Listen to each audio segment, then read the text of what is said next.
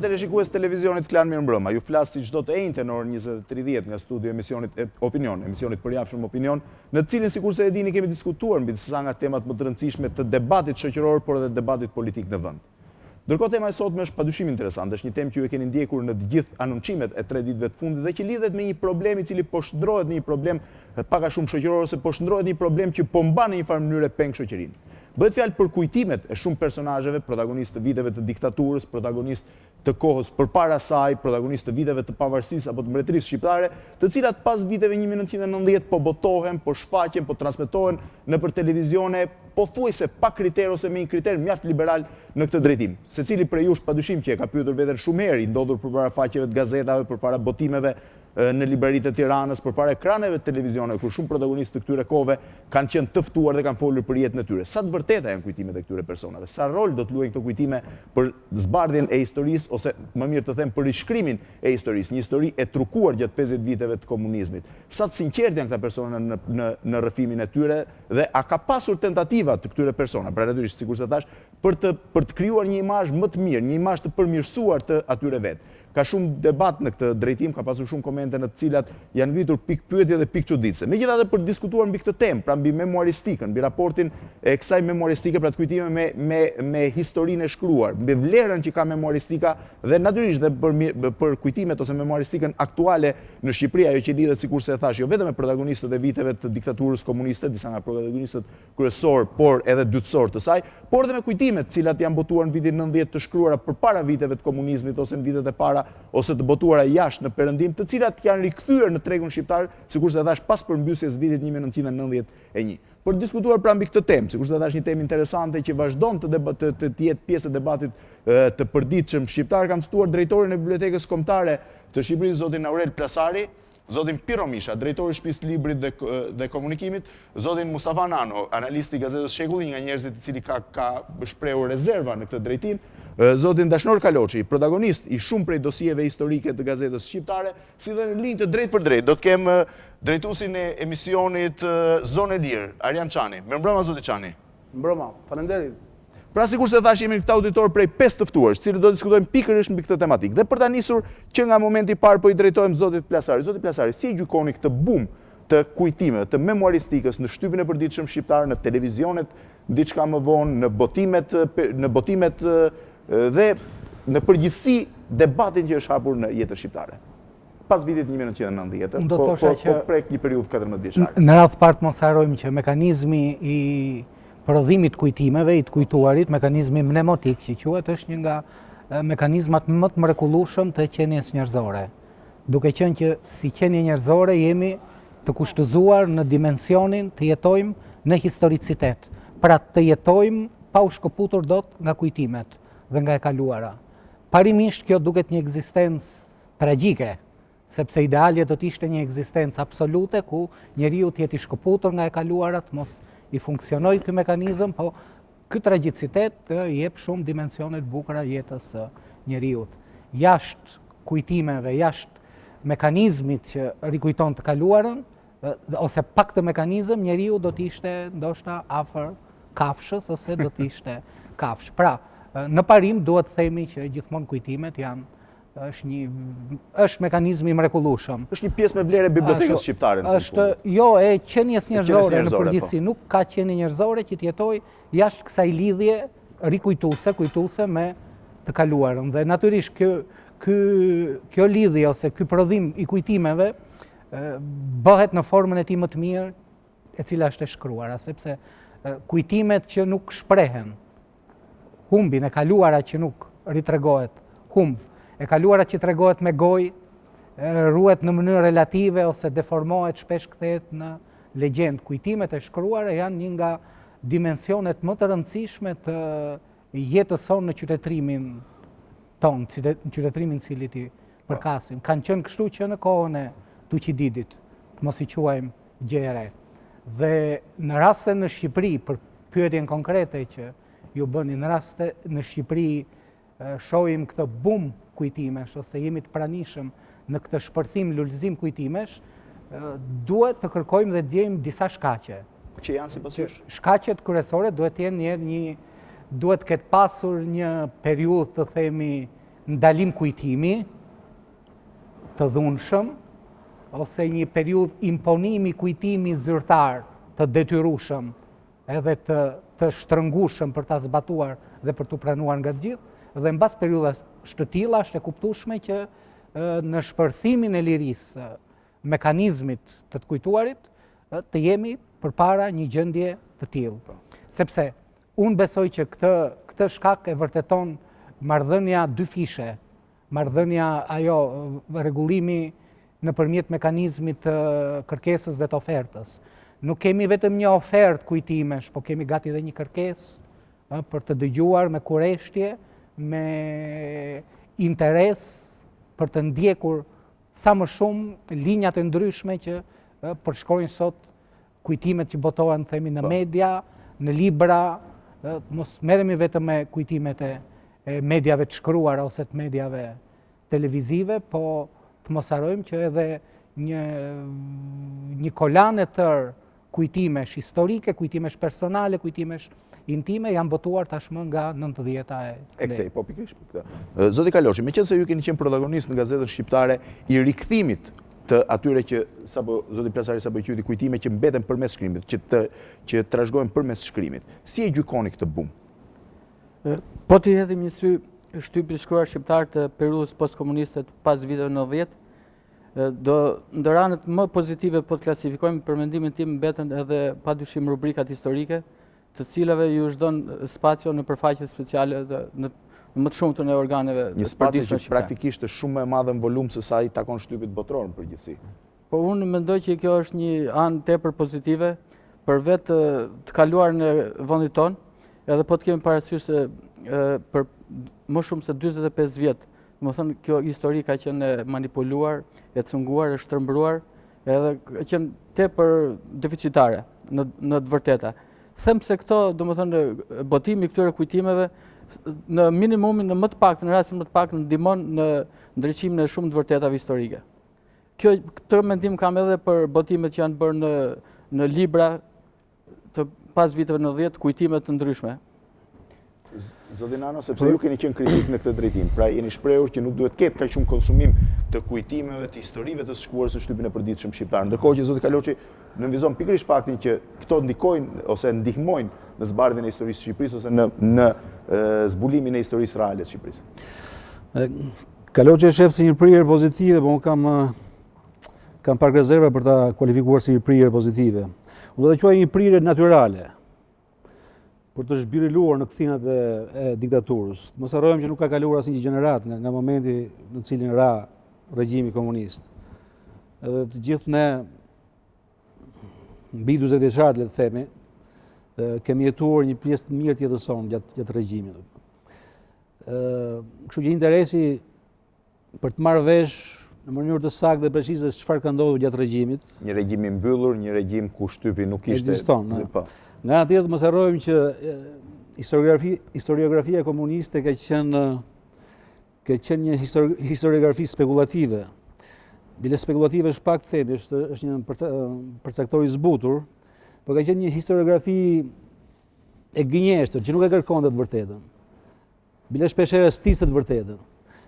Kështu që edhe në këtë kuptim për të ballavaquar me këtë historiografi, ka lidhur kjo prirja e sotme. Problemi është që ky lloj ballavaqimi bëhet shpeshherë në mënyrë të sipërfaqshme, në mënyrë amatoreske, shpeshherë duke marrë afirmacionet e historiografisë komuniste, duke i shumëzuar me -1.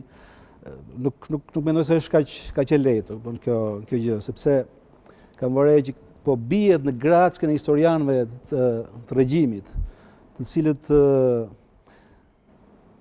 cilët stisin të vërteta që i interesonin nomenklaturës kuqe, dhe të cilët gati fshin nga faqedheut atë lloj historiografie që ekzistonte deri në momentin që erdhi regjimi i Hoxhës në. Ju besoni që po bien në të njëjtat pozita, pra që në pjesën më të madhe që shkon funksion të në pjesën më të madhe të kësaj prirje un kam parë këtë duguri. Pra përpjekja për të shumëzuar me -1 shumë afirmacione të historiografisë komuniste. Faleminderit zoti Nano. Zoti Çani? Zoti Çani, ju keni qenë një periudhë gjatë kohë edhe kryeredaktor i gazetës shqiptare, pra keni qenë një nga njerëzit që në editimin e gazetës i keni dhënë goxha spacio zotit Kaloçi për botimin e këtyre po themi, dëshmive të shkuarës, dëshmi që vinë kryesisht nga rrëfimet e ish protagonistëve të asaj kohe të nivelit para po të dytë. Cila ka qenë logjika juaj dhe si e gjykoni ju këtë bum të kujtimeve edhe të kësaj që ne quajmë memoristik pas vitit 1990? Në fakt është e vërtet që kur kam punuar kur kam filluar punë në gazetën shqiptare, një nga gjërat e para dhe së thuash gjëja që parë se mungonte dhe që duhej patjetër ti jepnin prioritet ishte pikërisht ajo që ne e quajmë dosier, pra historia, pikërisht ngjarjet e një periudhe kohe të cilat unë vazhdo të jam i bindur se mbeten shumë larg deshifrimit tyre të vërtetë, domethënë ato janë ngjarje që nuk janë deshifruar. Dhe që ndoshta, po unë jam i bindur kjo është dhe arsyeja për cilën ka pasur dhe vazhdon të ketë një bum të madh Fevziu për këtë problem. Unë për kohën që ka punuar në atë gazetë, sigurisht që një nga bashkëpunëtorët e mi më të ngushtë dhe të thuash më simpatik ka qenë pikërisht zoti Kaloçi që ju keni në studio, të cilin e përshëndes, është njeriu i cili ka punuar shumë, ka punuar aq shumë sa askush tjetër mendoj nuk e ka bërë këtë gjë në gazetat konkurrente. Sigurisht që jo të gjitha shkrimet e Kaloçit kanë marrë në 80, sepse dhe shqyr që është kështu, sepse gjithmonë ka një mendim që ndahet, pra 50 me 50, 50% janë dakord, 50% nuk janë dakord. Kjo është dhe arsyeja për cilat ka i debat dhe që ai debat vazhdon të zhvillohet edhe sot në media. Unë mendoj Fevziu se përderisa ka një etje, pra ka një uri të madhe nga lexuesit dhe për këtë kjo është e thjesht deshifrohet, kjo është e thjesht verifikohet, mjafton të shikosh numrin e gazetave të shitura në momentet kur ka dosje shumë interesante. Kaloçi mund të flasi për këtë, edhe sigurisht dhe të ftuarit e tjerë. Mjafton, po? A është korrekte nga ana profesionale kjo zoti Çani? Fakti që thjesht për faktin që thjesht për arsye të një lloj etje të lexuesit t'jap për çdo lloj historie? Tani sigurisht që nëse do më lejoni që të korrigjoja pak pyetjen tuaj, sigurisht që unë të paktën kur kam punuar në gazetë, sigurisht që ne nuk kemi botuar çdo lloj historie. Domethënë, jemi munduar të rrim brenda kornizës ose më mirë shumë pranë të vërtetës, sepse ju e dini mirë se unë me siguri se jeni shumë i vjetur në këtë profesion që askush askush mund ta ketë të vërtetën monopol. Pra unë mendoj që aq më tepër ku bëhet fjalë për histori të një të kaluara të errët, unë mendoj se dhënia e shumë të vërtetave gjithmonë është pozitive dhe ndihmon. Unë mendoj se sa më shumë të vërteta të jepen, aq më mirë është për të kuptuar të tashmen. Fakti që ka një etje, siç e thash, për deshifruar të kaluarën, do të thotë se me sa duket pa u deshifruar tamam e kaluara zoti Fevziu e tashme do të jetë shumë e mjerkullt akoma. Faleminderit zoti Çani. Ju lutem.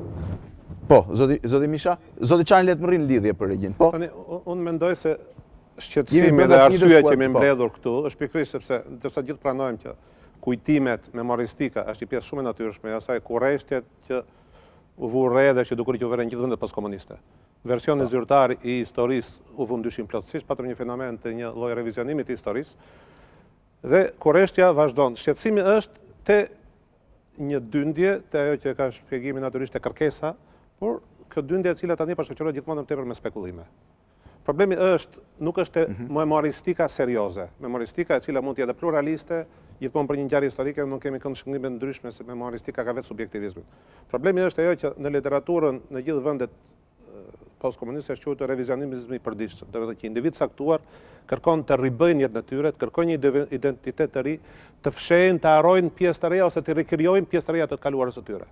Tani këtu s'kemi të bëjmë me një kujtesë, po kemi të bëjmë me një krijim të një kujtese, krijim shpeshherë në shërbimet praktike. Tani unë mendoj që ka disa motive që në Shqipëri kjo është duke egzageruar dhe që kjo kërkesë vazhdon. Sepse ndërsa rishikimi, ribërja, rishqyrtimi, kritike historisë është një fenomen në gjithë vendet e tjera, ne kemi një specifik. Është i vetmi vend ku arkivat e Partisë Punës u mbyllën me ligj. Këtë ishte një gjë unë e habitshme, dëgjova për rreth para një viti, nuk e di nga televizion, nga drejtori i arkivave, që në fillim viteve 90, që ka marrë një vendim nga parlamenti që arkivat e Komitetit Qendror të Partisë janë mbyllur me ligj. Do të thënë, ai procesi natyrshëm shqyrtimi kritik i historisë së komunizmit tani është kanalizuar vetëm përmjet subjektivizmit kujtimeve. Memoristikës, pra vetëm përmes kujtimeve, sepse kërkimet në burimet arkivore, të cilat janë pjesa më e rëndësishme dhe pastaj pjesë që shtohet këtu është memoristika, qëndrime subjektive, kujtimet ose mënyrën e përjetimit caktuar dhe ajo kurreshti natyrshme që kanë njerëzit për të njohur një periudhë të cilën ne akoma s'kemi filluar ta përballim realisht, është kanalizuar këtu dhe këtu gjithmonë kemi element të vlefshëm, kemi dëshmi të vlefshme që plotësojnë, ndoshta shtoj edhe diçka tjetër që është interesante mendoj për dëgjuesit. Në një pjesë të madhe të vendeve pas komuniste, duke përfshirë dhe Rusinë, Hungarinë, Çekinë, ka pasur projekte të quajtura projektet e kujtesës. Do me thënë, historianët në bazë të studimeve fillonin intervistonin në mënyrë kritike personazhet e kaluara të kryesorët të komunizmit. Sepse ata janë njerëz që një ditë vdesin dhe ata janë dëshmimtar. Çdo me thënë intervistim në mënyrë kritike. Intervistonin që një historian, ekipe historianësh, ata shoheshin para një personazhi të lartë të biros politike, para një personazhi të lartë të Ministrisë së Brendshme dhe intervistonin jo thjesht për jetën personale, por për të hedhur dritë me ngjarjet e errta të rëndësishme të historisë së një vendi të caktuar. Dhe këto janë të filmuara, të regjistruara. Ndërkohë që me sa diun asnjë nga ish protagonistët e komunizmit në Europën lindore nuk kanë lënë kujtimet sinqerta. Kujtimet sinqerta s'kan lënë, por se ka metoda të caktuara që ata që janë specialistë, jo se të nxirret e vërteta e plot, pa nxirret një pjesë të vërtetës dhe është një proces i domosdoshëm sepse krahas burimeve të shkruara është shumë e rëndësishme që të kemi, por në këtë rast mendoj që kemi një ofertë vullnetare të këtyre personazheve që shpeshherë janë të sinqertë, shpeshherë duan të rrëfejnë një pjesë përvojës të tyre, por shpeshherë rikrijojnë historinë jo ashtu siç ka qenë, por ashtu siç intereson sot që të paraqitet. Zoti Kaloçi, ç'kriter keni ju në përzgjedhjen e protagonistëve që flasin përmes shtypit apo që shkruajnë për një kohë gjatë? Si mund verifikohet vërtetësia e fjalëve të tyre?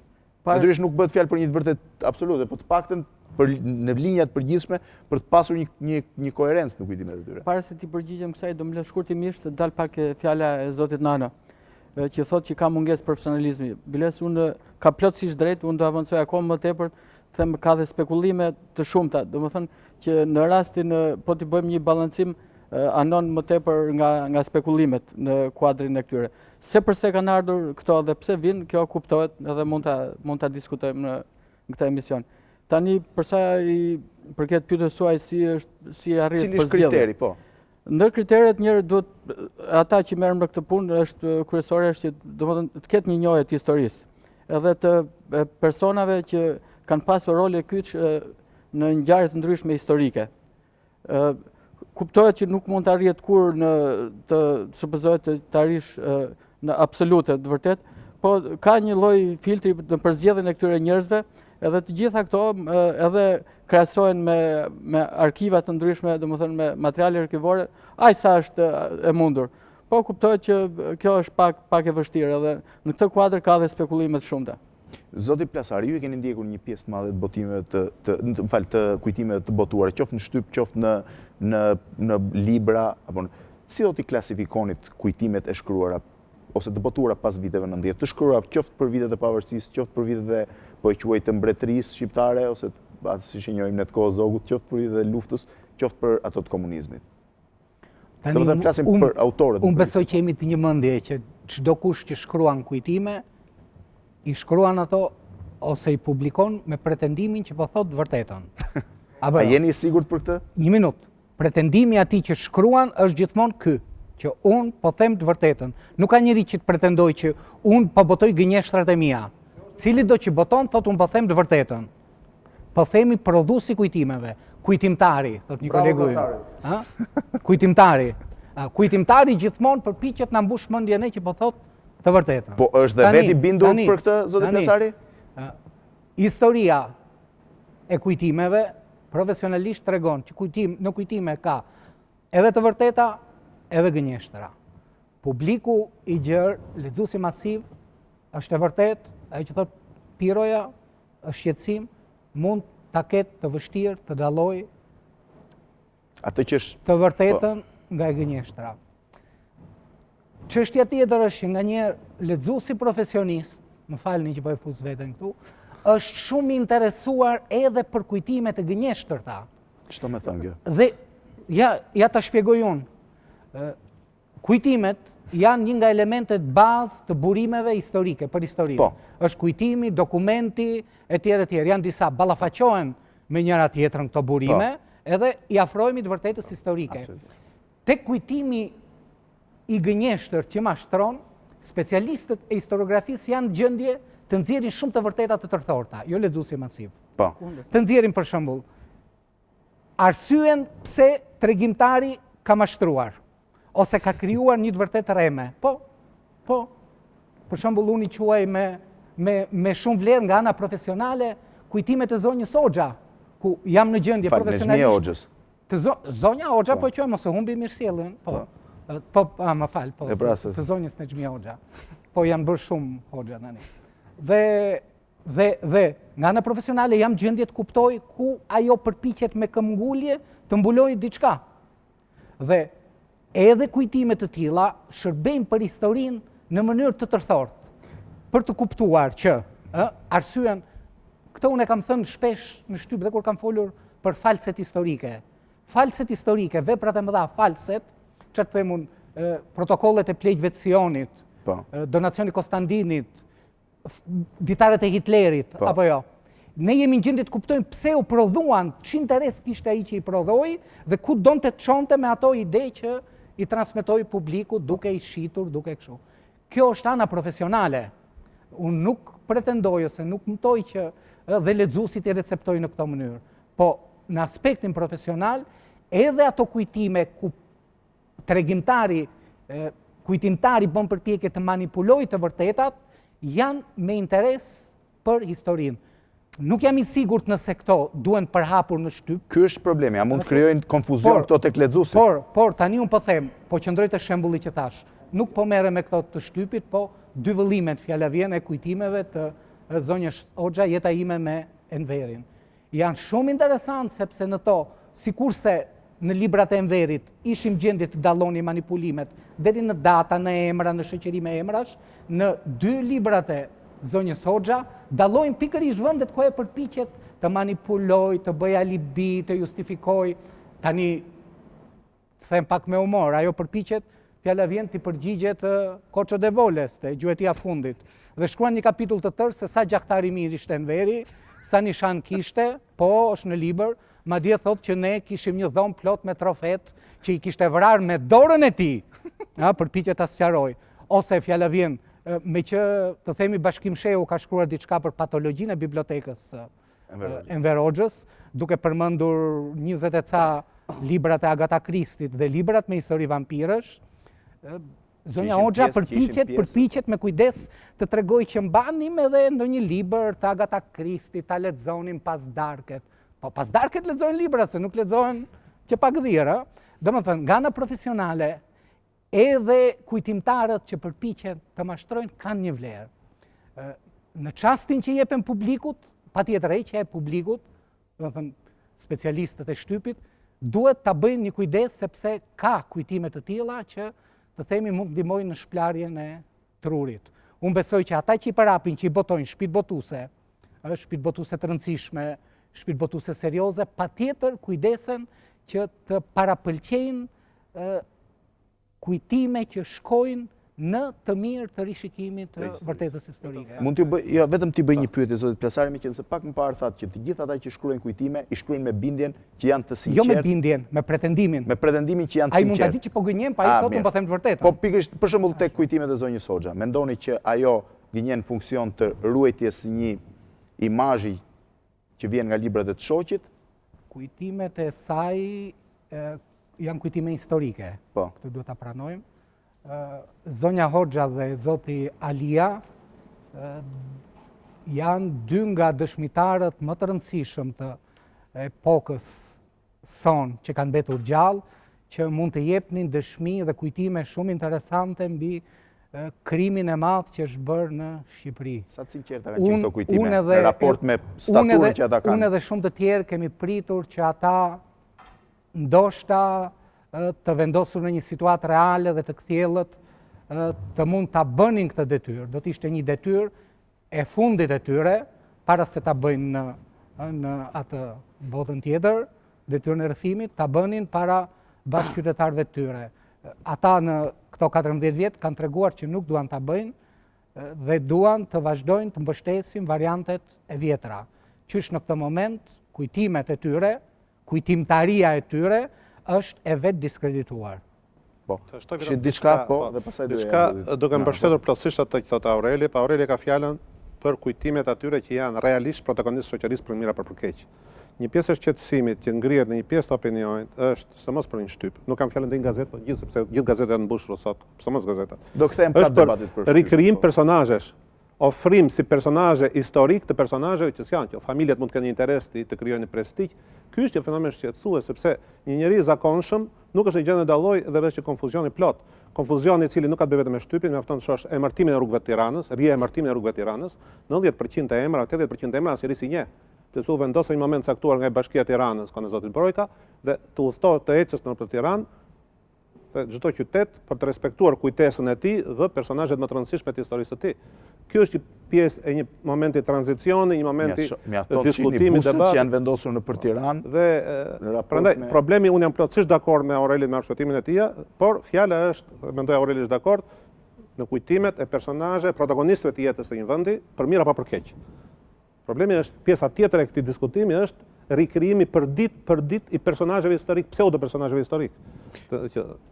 Zoti Nano, po, sepse ju keni qenë kritik në këtë drejtim të këtyre kujtimeve. Librat në kujtime të personazheve të rëndësishëm historik, siç është Nezmir Hoxha, siç është Ramiz Alia, jam edhe dakord me Plasari, nuk besoj se ka njëri kundër, që janë libra të rëndësishëm. Kohës komunizmit, po, sepse ka. Edhe ky afirmacion është përtej diskutimit nëse gënjejnë apo thonë vërtetën. Tani mua çfarë bën përshtypje? Unë gjatë kësaj kohe kam lexuar disa libra me kujtime, jo shumë, me thënë drejtën. Nezmirin e kam lexuar këtë librin e fundit nga që u botua te gazeta ku botoi edhe unë. E kam lexuar me një lloj vëmendje diskrete, por sidoqoftë kam lexuar goxha. Dhe përpiqem Fevziu të ballafaqoj, fjala vjen, librin me kujtime të Nezmijës me le të marrim librin me kujtime të Qeren Vlorës. Edhe nga ballafaqimi që bëjmë rezulton që e Qeren Vlora është një njeri që shkruan me një logjik empathike. Është njëri që ka një shqyrtim autokritik të vetes vet, të klasës cilës i përket, të shtresës. Le të bëjmë një sqarim për një pjesë të teleshikuesve që mund mos jenë ndjeni, bëhet fjalë për librin me kujtime të Qeren Vlorës, që bën fjalë për zhvillimet politike shqiptare që nga fundi i shekullit 19 deri në vitin 1925 janë kujtimet e tij personale, por që lidhen me një periudhë të rëndësishme të zhvillimit të Shqipërisë, nga librat më të mirë të botuar mbas viteve 1990 në Shqipëri, që ai ka lënë në gjermanisht, në mos gaboj zoti Misha, ju keni qenë botuesi, në një nga institutet për studimet e Europës juglindore në Munich në vitet të 63, kur ka vdekur, nuk ka arritur t'i përfundoj. Pra është një nga librat më të mirë, ka pasur 2 ribotime dhe ka pasur shumë referenca për të në shtypin shqiptar, si dhe në komentet që janë bërë. Po. Tjetër, e Qeren Vlora, sigurisht ai është një dëshmitar i historisë dhe nuk është një profesionist i të shkruarit, dhe mund të bën vetëm pikpamje stilistike, artistike për librin e vet. Por duket që është një mendje e hapur dhe ta krahasosh Nezmijen, është si të krahasosh ditën me natën. Nezmir Hoxha është një mendje e mbyllur. Sahati ka ngelur në dhjetorin e 90-s përpara se shpërthehen lëvizja studentore. Dhe gjithë interesi i saj nuk është thotë të vërtetë, për mua ajo gënjen me ok. Tek tuk mund thotë gjëra të vërteta të cilat nuk janë domethënëse, por për gjërat janë domethënëse, ajo gënjen sa kënaqet. Edhe gjithë interesi i saj në libër nuk është të thotë vërtetën. Është të mbrojë reputacionin e burrit vet, është të justifikojë gjithë karrierën e vet, sepse kjo nuk ka qenë thjesht gruaja e Enver Hoxhës, kjo ka qenë edhe zonja Hoxha. Dhe jam dakord me mënyrën se si u drejtua Aureli. Zonja Hoxha ka qenë një personazh i rëndësishëm i nomenklaturës, përveç se që ka qenë gruaja e Enver Hoxhës. Kështu që kjo lloj diference kur ballafaqoi dy dëshmitar të ndryshëm të historisë shqiptare, më bën mendoj që librat e Nezmijës ti lexoj dhe ti hedh diku. Sigurisht jam dakord me Aurelin që ato vlejnë nesër, sepse një studius shumë i vëmendshëm kërkon. Sepse gënjesht pra nuk bëhet për plezir, për qef. Se për qef mund të bëj gjëra tjera në shtëpi. Bëhet me një synim që një profesionist dikur do ta studiojë. Bëhet për të mbuluar diçka për të cilën ajo shqetësohet. Gjithë dëshmit për Mehmetçeun, që u ringjallën prej saj, bëhet sepse në opinionin publik ekzistojnë disa dyshime të rënda. Dhe ajo përpiqet të bëj alibi. Pra nuk shkruan për t'u dëfryer, ose nuk gënjen për t'u dëfryer. Jo, ju aludoni për shprehjen që thashun që gënjen për qef. Doja thoja pikërisht që gënjen me ok. Gënjen si mos ta the për saktin. Zoti Çani, jeni dakord me këtë pjesë debatit që po bëhet tu? Të them drejtën, Fevziu, për të treguar vërtet sinqert, me ju që më keni ftuar sonte, unë nuk jam ndonjë konsumator, sinqerisht nuk jam konsumator fare i këtyre historive që kanë bërë me të kaluarën dhe me diktaturën, dhe kjo nuk më shqetëson as pak, domethënë mund të jetoj shumë mirë pa to. Thjesht mua më ka tërhequr dhe më ka intriguar gjithmonë, se thuash, ideja se si munden që nërmjet t'i zanati që ne bëjmë t'ja ofrojmë publikut me sa më shumë koreksiti jetë mundur, me qëllim që ai përveç se thuash kuriozitetit dhe urisë të marrë dhe një lloj kënaqësie. Ndërkohë me zotin Nano, them drejtën, po e dëgjoja, por ai tha se Nexhmia gënjen, unë jam shumë skrupuloz në drejtim dhe do thoshe që është vështirë, do më thënë është shumë e guximshme të thuash Mustafa që Nexhmia gënjen, sepse duhet të kesh një provë për të vërtetuar të kundërtën. Pra, duhet provosh që ajo gënjen. Unë nuk e di se sa mundesh, më fal, nuk do të bëj debat. Se sa mundesh. Bëjmë debat për të punë kemi ardhur, po në vitin 90, unë nuk e di sa vjeç ke qenë ti, po unë kam qenë 30 vjeç. Edhe komunizmin e njoh edhe me lëkurën time. Një sekond, nëse mund më lejosh ta mbaroj fjalinë. Unë nuk thash nuk dua të bëj debat. Thjesht nuk mund të jem dakord me mënyrën se si ti interpreton kur thua që gënjen. Në momentin që ti thua gënjen, do të japësh një provë dhe në të tjerëve që nuk e dinë nëse ajo gënjen apo jo. E para, e dyta, unë imagjinova për një moment sikur Nexhmia të thuash ta hidhte poshtë burrin e saj, pra Enverin, sepse ju thatë pak parë që ajo e bën gjithçka për të mbrojtur burrin e saj. Për një moment le të imagjinojmë sikur ajo ta hidhte poshtë Mustafa. Jam shumë kurioz të di si do na tingëllonte ne, si do tingëllonte ju nëse për një moment do shikonim që Nexhmia Hoxha të braktiste Enverin pas kaq vitesh, kushdo qoftë ai, në fund ai ka qenë burri i saj apo jo? Nuk është kriteri ky që gjykoj unë. Nëse ajo do hidhe poshtë Enver Hoxhën, unë do ta përshëndesja dhe do ta shoh ndrojë Nexhmien. Problemi nuk është vetëm nuk qëndron vetëm te fakti që Nexhmia mbron Enver Hoxhën. Nexhmia mbron veten e vet, mbron një epokë të tërë, në qendër të së cilës ajo ka qenë, bashkë me burrin e vet dhe bashkë me tjerë. Edhe kjo që ndodh me Nexhmia nuk është një gjë jo natyrale. Kjo përgjithsisht ndodh me të gjithë, se gjithë ata që shkruajnë e kanë këtë tendencë, sepse vetëm kështu justifikojnë gjithë karrierën e vet. Vetëm mendjet e hapura i shpëtojnë dy kurthi. Nexhmia unë kam bindje që nuk është mendje e hapur, nuk është një mendje e kultivuar, nuk është nga ato që e drejton shigjetën nga vetja dhe ka shqyrtime autokritike të asaj që ka bërë, të asaj që mendon. Nuk është si ai personazhi tjetër që përmenda, si ai dëshmitari tjetër, nuk është si ai Qerem Bejvlora. Po qofse nuk e keni lexuar dhe i Qeremi është vështirë ta bëni ballavaqimin. Jo, nesër o Mustafa dëgjoj, ajo që do thoshë Arian Fevziu nëse më lejon është kjo që Nexhmia nuk mund të jetë njeriu që bën histori në këtë rast. Prandaj unë nuk është se po i dalë mbrojtje Nexhmias, e kupton? Unë po them që Nexhmia ka drejtë të bëjë një libër. Pastaj se sa i beson apo jo këtij libri, kjo mendoj se është koha që do ta vërtetoj apo jo. Do të vendosim ka një kriter për cilin besoj që do jemi dakord gjithë ose për të ardhur një shembull. Nuk bëhet fjalë për drejtën për të botuar, dikush ka drejtën gjithsecili, por që nga momenti që kujtimet e një personi shndrohen në, si thua, një lloj protagonizmi të shtypit të përditshëm, shndrohen në një nga pjesët që serviret si gjë e më e rëndësishme në shtyp për një kohë caktuar ose në botime për një kohë caktuar, atëherë ngrihet një pikëpyetje dhe ka drejtën, të paktën është e drejta që të gjykojmë publikisht.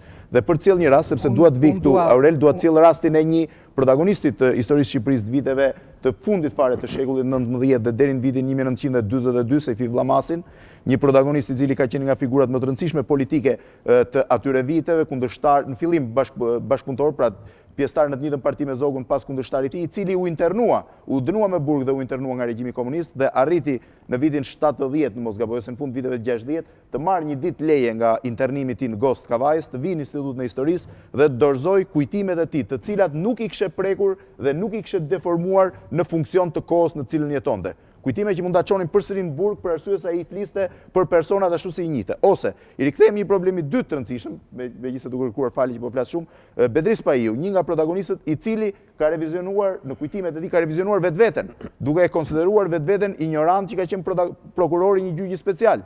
Pra ka arritur të revizionojë vetveten. Ky është problemi në kujtime. Cili prej këtyre, zot Plasari, në këtë pikë doja po? Jo, unë dua të them sepse ka kujtime që vetëm vlerësojnë vetveten. A ka njerëz që shohin me një sy kritik dhe të shkuarën e tyre? 50 vjet të karrierë. Njeriu ngre një pikëpyetje edhe për ato që ka arritur. Po, zoti Plasari. Ajo që dua të them është një opinion. Po. Nuk lidhet me çfarë tha zoti Çani, as çfarë tha zoti Nano. opinionin po jo drejtoj ju dhe atyre që na shohin dhe që i kanë lexuar ato tekste. Opinioni është në parantezë, po e hap klapën. Po ti lexojnë mirë kujtimet e zonjës Hoxha, ta quajmë zonja Hoxha, mos ta humbi mirësjelljen. Në ato kujtime, në thelb, halli i kujtimtares nuk është mbrojtja e nverit. Është mbrojtja e vetes dhe dikuj tjetër duke u fshehur mbas e nverit. Ky është përfundim i imi si lexues, opinion, dhe tani e mbyll klapën dhe mund t'i përgjigjem dhe pyetjes tjetër. Në përgjithësi, në traditën e kujtimeve, të shkrimeve, të botimeve të kujtimeve, është një dimensioni domosdoshëm, ai që thoni ju, dimensioni i të vështruarit autokritik të jetës, të veprimtarisë. Gjë që gjejmë dhe te Qerenbej Vlora, edhe tek tjerë. E gjejmë si dimension të përgjithshëm të shkrimeve të kujtimeve, të gjitha veprat që nje historia, pa përjashtim. Ndoshta kjo lidhet, bashkëfunksionon edhe me një fakt tjetër, që kujtimet në përgjithësi shkruan në një moshë të shtyrë, po e quajmë të shtyrë. Në moshën e shtyrë njerëzit qetësohen, princrit mesjetarë zëvendësoheshin prej bijve, luftëtarët tërhiqeshin nëpër manastire, mbylleshin apo jo, fillonin e rishikonin veten, përgatiteshin për të vajtur te Zoti, apo jo, që t'ishin më të çliruar, më të pastër, dhe një nga mënyrat e këtij pastrimi të vetvetes ishte edhe të shkruarit e kujtimeve. Pra, kujtimet në shumë raste funksionojnë edhe në këtë mënyrë, edhe për këtë qëllim, duke mos qenë më në gjendje që atë që kishin bërë ta kthenin mbrapsht dhe ta bënin ndryshe, personazhet e rëndësishëm historik bëjnë gjithmonë një lloj pastrimi të vetvetes, pikërisht duke treguar të vërtetën edhe duke u përpjekur të jenë autokritik.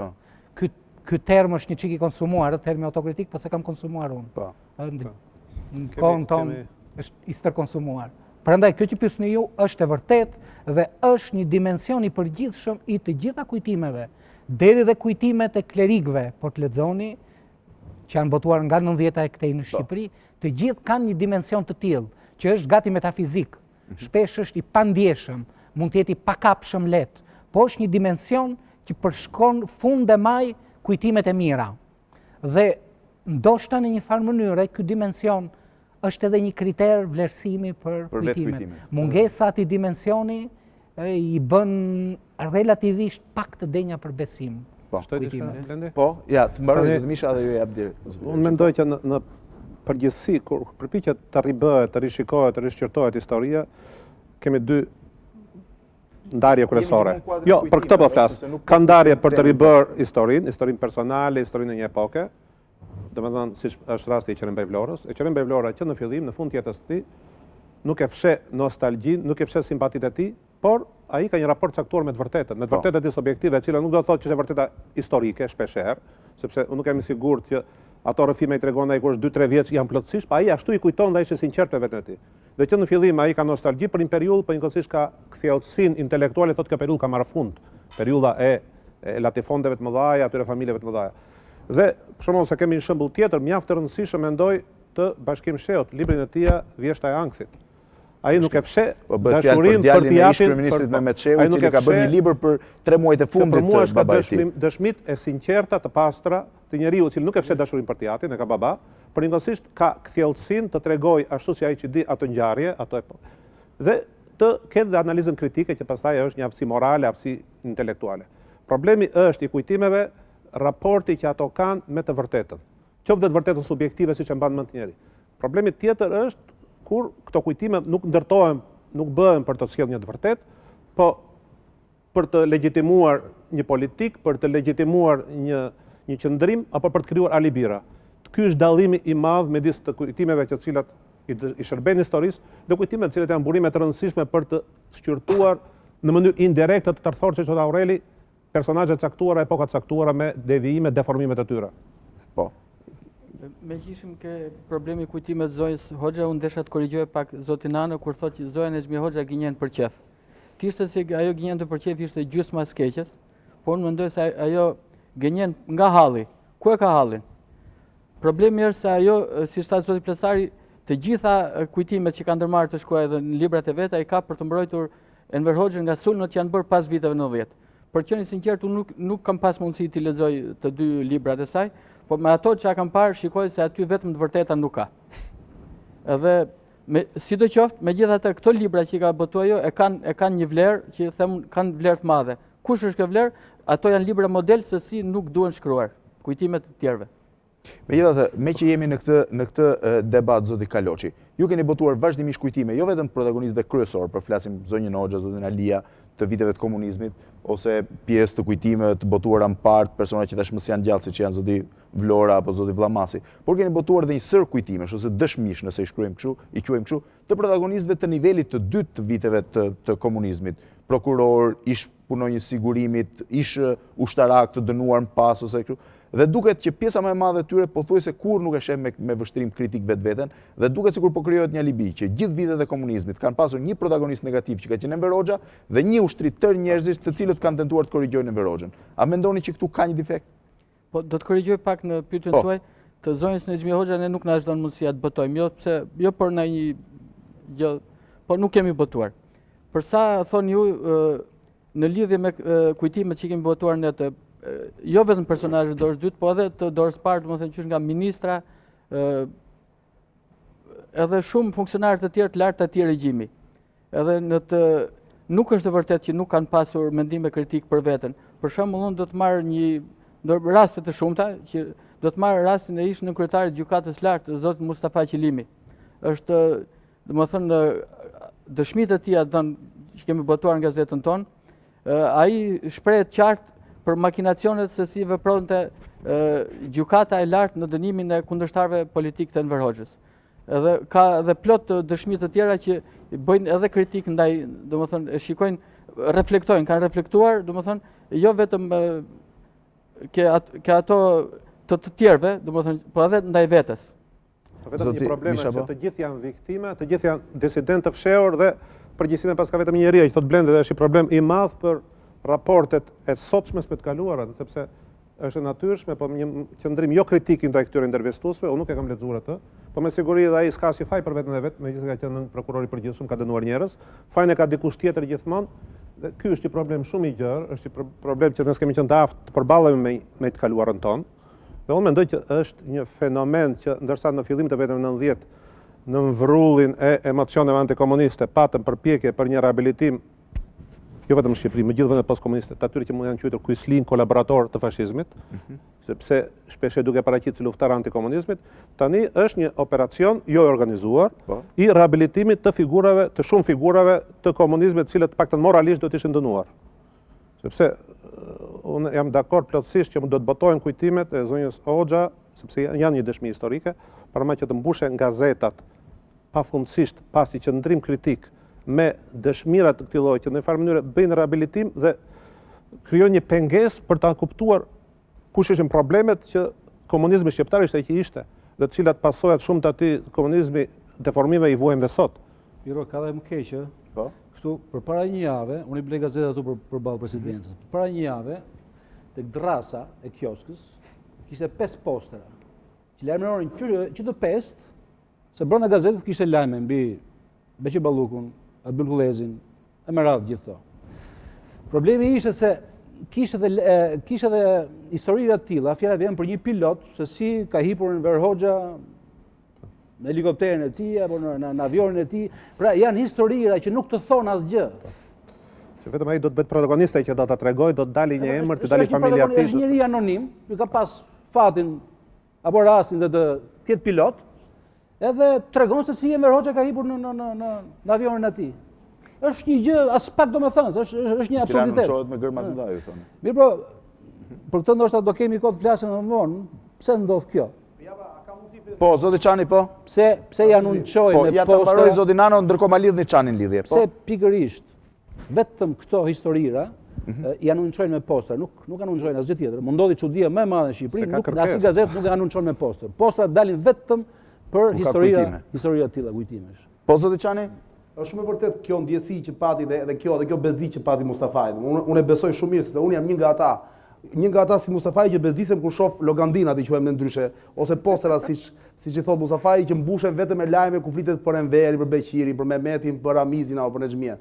Problemi është unë përpoqja ta them, unë nuk jam konsumator dhe nuk dua fare të jem në debatin e pjesëmarrësve në studion tuaj Fevziu, sepse unë se thuash e quaj veten jashtë debatit, nuk jam profesionist dhe nuk jam specialist pikërisht i memoristikës, por si një gazetar me një përvojë 10 vjeçare kam kuptuar të paktën që ka një kuriozitet shumë të madh, ka një uri dhe ne këtë nuk duhet ta vlerësojmë.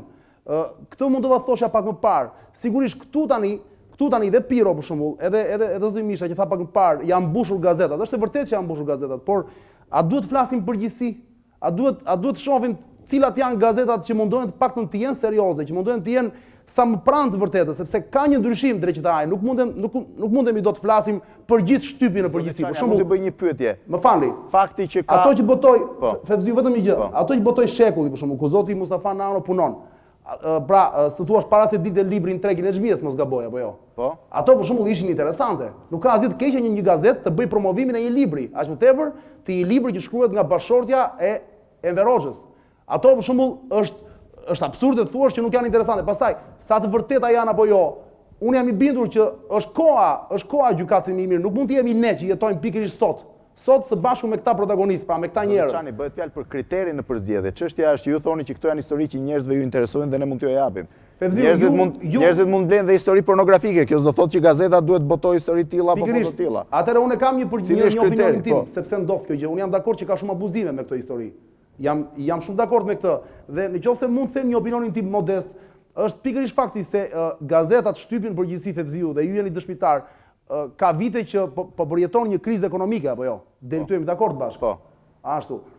Që në këtë moment, s'të thuash shtypi me dashje ose pa dashje, me sa duket ka kuptuar prej vitesh që hedhja në treg e këtyre historive, e këtyre rrëfimeve, e këtyre kujtimeve, jo vetëm nga personazh dorës parë, po edhe nga personazhe të tjera, me sa duket janë një ushqim i mirë për një publik shumë të gjerë. Keni parasysh që tirazhi i gazetave ka rënë shumë dhe çfarë duhet bërë në këtë momente? Unë personalisht jam kundër. Por ju siguroj se për momentin kjo është një nga zgjidhjet e mbijetesës së shtypit. Ju do ta shikoni që me kalimin e kohës këto histori do të bëhen aq bajate nëse abuzohet me to, pra nëse gazetarët abuzojnë me to, saqë shtypi do të mbetet në treg, nuk do të blehet më. Nëse kjo banalizohet, unë për të jam i bindur. Faleminderit zoti Çani. Zoti Nano, po. Ja, vetëm ta pyes për kujtimet e zonjës Hoxha, meqense edhe ju keni qenë kritik në këtë drejtim. Çani ka qenë edhe bërës shtypi, kryeredaktor. Edhe ndoshta kemi edhe vizione të ndryshme me mënyrën si bëhet shtypi. Unë nuk kam bërë asnjëherë gazetë, unë vetëm shkruaj të shekullit. Dhe nuk e kam pas asnjëherë barrën apo përgjegjësinë të bërë gazetë. Nuk e kam idenë se si praktikisht është kjo gjë. Por kam një vizion timin për shtypin. Nuk besoj se ka një gazetë perëndimore, sepse modeli im për gazetarinë është ai perëndimor. Ndoshta kam gabim, po ky është. Po në një ambient lindor, Mustafa. Në një ambient tërësisht që s'ka fare lidhje me atë vizion. Lindor, nëse ti justifikon këto që bën, e kupton, do thotë që nuk është ambient lindor, po je edhe ti lindor, jemi ne që bëjmë këto gjëra. E më shtua tani, unë jam dakord me ty, se s'është bësh debat tani po. Problemi është, unë doja të thoja këtë gjë, që asnjë gazetë serioze perëndimore nuk i lejon vetes të botojë një libër të tërë me kujtime në mënyrë seriale.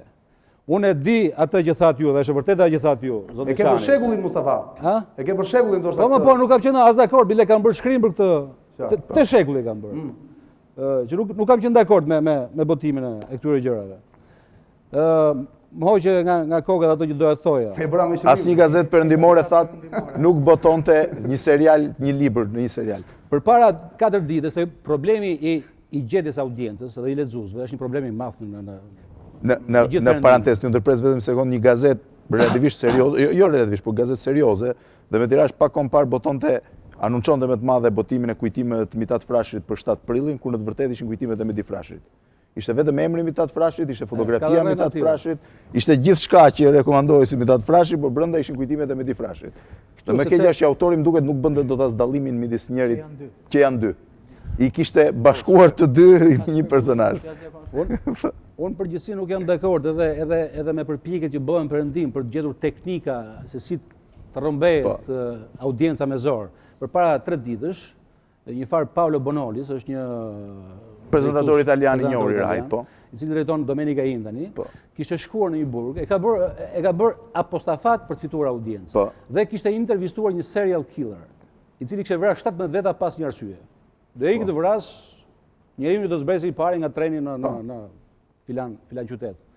Apo njeriu del nga banka në filan orë. E ka intervistuar në gjysore, unë kam qelluar në shtëpi mesdite, e kam parë, me thënë drejtën, unë që e njoh vetë si një shikues kualifikuar, dhe lexues kualifikuar kur është fjala për shtypin. Ajo intervistë më godiste në kokë dhe më bëj qefi shumë që të nesmën, pash në shtypin italian dhe median italiane, pati reagime dhe një debat shumë të madh. Pjesa më madhe e gjithë pjesëmarrësve në debat ishin kundër këtij. Bile mori pjesë edhe presidenti. Nuk ka rëndësi fare që mori pjesë presidenti në debatet çfarë pozicioni mbaj. Por e kanë fjalën që ne, zoti Çani, nuk duhet të rendim shumë, sigurisht audienca është e rëndësishme dhe numri i lexuesve për një gazetë është e rëndësishme. Problemi është që duhet të adoptojmë teknika që të mos kompromitojnë misionin tonë. Kjo është ajo që do të thoja. Zoti Misha, në vijim të asaj që tha Ariani, unë mendoj që ne jemi këtu për të bërë gjyqin, jo të një gazete pas së shtypit përgjithësi. Problemi është që ndodhemi para një fakti. Shekulli më fal, shekulli gazete më përmbajtur. Jo, unë nuk e kam parasysh kur flas as si gazetë. Flas është një dukuri, dukuria shumë e dukshme. Shtypi shqiptar është i mbytur tani dhe po mbytet ditë për ditë më shumë me këto kujtimesh. Dhe diskutimi është, a i shërbejnë këto rishkrimit të historisë së Shqipërisë apo krijojnë konfuzion? Do ta bëjmë direkt. A i shërbejnë kthjellimit që të kuptojmë ato që ndodhin sot ku i kanë rënjët? Nuk është fjala vetëm për periudhën e komunizmit, kjo u bë për luftën e dytë botërore, pati aty njëjtin fenomen për periudhën para luftës së dytë botërore, është një dukuri më e thellë dhe kjo nuk është për të bërë gjyqin as një gazete, por është për të kuptuar, ne jemi në këtë fazë. Vërtet ka një kurreshtje të madhe të lexuesit, sepse është shumë natyrshme e do të di atë që ishte ndaluar derdije për të. Por ama ky fenomen është një fenomen i cili është kaq i thjeshtë apo është kompleks, sepse në vend që të ndriçojë dhe shumë gjëra mund të ndriçojnë vërtet historinë duke përfshirë dhe kujtimet e zonjës Hoxha, shumë gjëra të tjera krijojnë vetëm një konfuzion, sidomos kur i afrohen lexuesit në një mënyrë jo kritike, sidomos kur, do të themi edhe një gjë, akademikët, historianët të pjesën më të madhe janë tërhequr këto 10 vjeçar. Ata nuk janë të pranishëm me shumë pak përjashtime. Ne jemi një situatë që është pjesa më e madhe atyre nuk duan vetjen. Nuk duan, këtu diskutohet, janë vënë në dyshim se fillon. Ka më shumë njerëz që nuk janë direkt. Ajo që thashun revizionimi i historisë. Mos do kjo është arsyeja Piron, nëse më lejon Fevziu, mos do kjo është arsyeja që shumë gazeta po abuzojnë pikërisht nga fakti se ata që thotë janë të rrejtur. Patjetër, është një arsye sepse këtu ka bërë diskutime shumë të serioze, është bërë revizionimi plot që nga Skënderbeu, është hedhur poshtë plotësisht, duke bërë historinë e Shqipërisë plotësisht dhe historianët, akademikët tanë janë zhdukur. Pikërisht pra. Prandaj kjo fenomeni është kompleks, por Pirro më fal, nëse më lejon, sa kohë që ata do zhduken, aq më shumë do abuzohet në media. Padyshim, problemi është të analizojmë situatën e sotshme, të shkojmë shkaqet pse. Dua ti kthehem zotit Plasari dhe një, nëse unë do ju pyesë sot zotit Plasari që në këto 14 vite, nga vëzhgimi që ju keni bërë botimeve, flas botime, flas edhe në shtyp, edhe në shtypin e përditshëm periodik edhe në libra, cilat do klasifikonit si kujtimet më serioze dhe më të vlefshme, qoftë për ju vetë, qoftë për shoqërinë. Me që jemi në një terren kur themi që ka abuzivizëm, ka kështu, ju vetë autorëve, po flasim autorët dhe titujt. Kush ju ka lënë ju mbres? Unë po e filloj ndoshta nga librat që i kam njohur. Jo, flas ato që keni njohur. Diçka më mirë, që i kam njohur më mirë sepse kam qenë dhe redaktori i tyre. 3 vëllimet me kujtime rëno vetëm për me tregu të Atzef Plumit. Po. Që përfshin një periudhë mjedise edhe rrethana, jo vetëm të burgjeve të kampeve, po dhe të mënyrës së rezistencës të klerit për të mbijetuar, edhe dimensionet tjera njerëzore me mjaft vlerë për historinë e Shqipërisë. Bile me shumë të dhëna që në mjaft raste janë unikale. Nga njerë kujtimet mund t'japin elemente unikale që nuk i regjistron asnjë dokument. Se kujtimet mund t'japin një bisedë. Që se ka regjistruar as magnetofoni, as këto që keni ju. Dhe në momentin kur dhe një tjetër që shkruan në Gjermani e paka shumë të njëjtën bisedë si dëshmitar, ka mënyra si ballafaqohen, i afrohemi të vërtetës historike. Pra, 3 vëllimet e Atzef Plumbit. Me qenë se jemi të një klerik, do shtoj edhe librin me kujtimet të kleriku tjetër Jubanit. Po. Me iku e emri tani, po kujtoj, më kujtojmë nga mbiemi. Dom Simon Jubanit. Po. vëllimet me kujtime historike të periudhës së kohës Zogut, që përmendet të Sefi Vllamasit, të cilat ai ka shkruar në një periudhë relativisht të vështirë, se i ka depozituar të daktiloshkruara në institut, domethënë ndoshta edhe është censuruar paksa, po gjithsesi janë një burim shpesh. Është vetë censuruar. Mund të jetë, po pra, vetë censuruar, janë një burim me të dhëna me mjaft interes për periudhën në fjalë, për të cilën ai flet si dëshmitar. Kujtimet e botuara në disa media, më duket së fundi dhe në një libër të Mustafa Krujës, të shkruara në një periudhë, të themi, në një moshë të shtyrë, ku veç dimensionit mjaft të ndjeshëm autokritik, ai ka kuptuar në atë periudhë pleqërie, të themi, edhe një të vërtet rëndësishme, sa rëndësi ka historia e vërtet, edhe thot po i shkruaj tashmë në moshë të thyer, duke patur kultin e të vërtetës historike.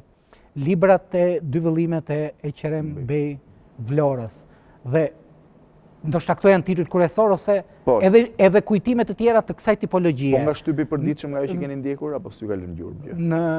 Në një krah tjetër të kemi parasysh që kemi edhe disa botime kujtimesh që janë karikatura e kujtimeve, janë po libri i burgut i Ramizalis.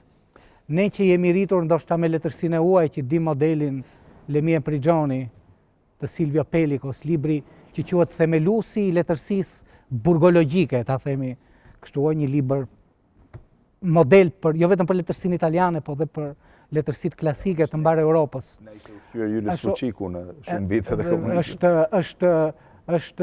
Është ronditse humoristike, komike, të lexosh për çfarë ankohet në burgjet e tia, Ramizalia që ka ndodhur, që janë vërtet i ballafaqosh me librat e klerikëve që përmenda unë, me çka nequr, çka vuajtor etj, ose qoftë dhe me kujtime të themi të Max Velos, kujtime me shumë fisnikëri, të shkruara për burgjet, për janë vërtet janë një farë karikature. Po, me që u kujtova të shtoj edhe dy librat për burgjet të Max Velos, ndoshta dhe me një dimension më të hapur për tej burgut, për botën e artistit. Besoj që janë, këto të Max Velos për shembull ndoshta nuk janë aq kujtime historike, sesa janë edhe zbulime të vërteta që njerëzve të paktën që kanë jetuar ose duan të jetojnë ose do jetojnë me botën e artit, padyshim që do t'ju interesojnë sepse janë dëshmime. Po libri i Max Velos për lidhjen e shkrimtarëve, në cilin ai tenton. Cili libër? Ka shkruar një libër në cilën flet për historikun e lidhjes shkrimtarëve dhe raportin që e ka pasur me. Unë besoj që është një libër i nxituar. Po. Mos paku i nxituar, mos paku. Zoti Kaloçi, çfarë ju ka lënë ju gjurmë?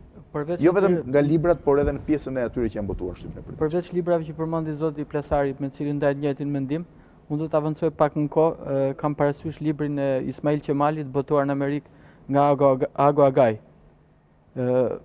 Pasandaj, si thash, është libri i Sefi Vllamasit që i përmendi, si thash Plasari, ndër librat që bëhet fjalë për periudhën e regjimit komunist Enver Hoxhës edhe kundër diktaturës që ka ushtruar ndaj një pjesë të madhe popullsisë, duhet përmend disa prej tyre. Për shembull, libri i zotit Tanush Kaso, që i bën një radiografi të burgjeve të Shqipërisë. Si mekanizmi si veprojnë këto burgje. Po kështu librat e Visar Zhitit, kam parasysh dy libra ati, duke hequr ato letrarizimet që kuptohet që edhe librin e zotit Uran Kalakula, të cilat, domethënë, kanë vlera për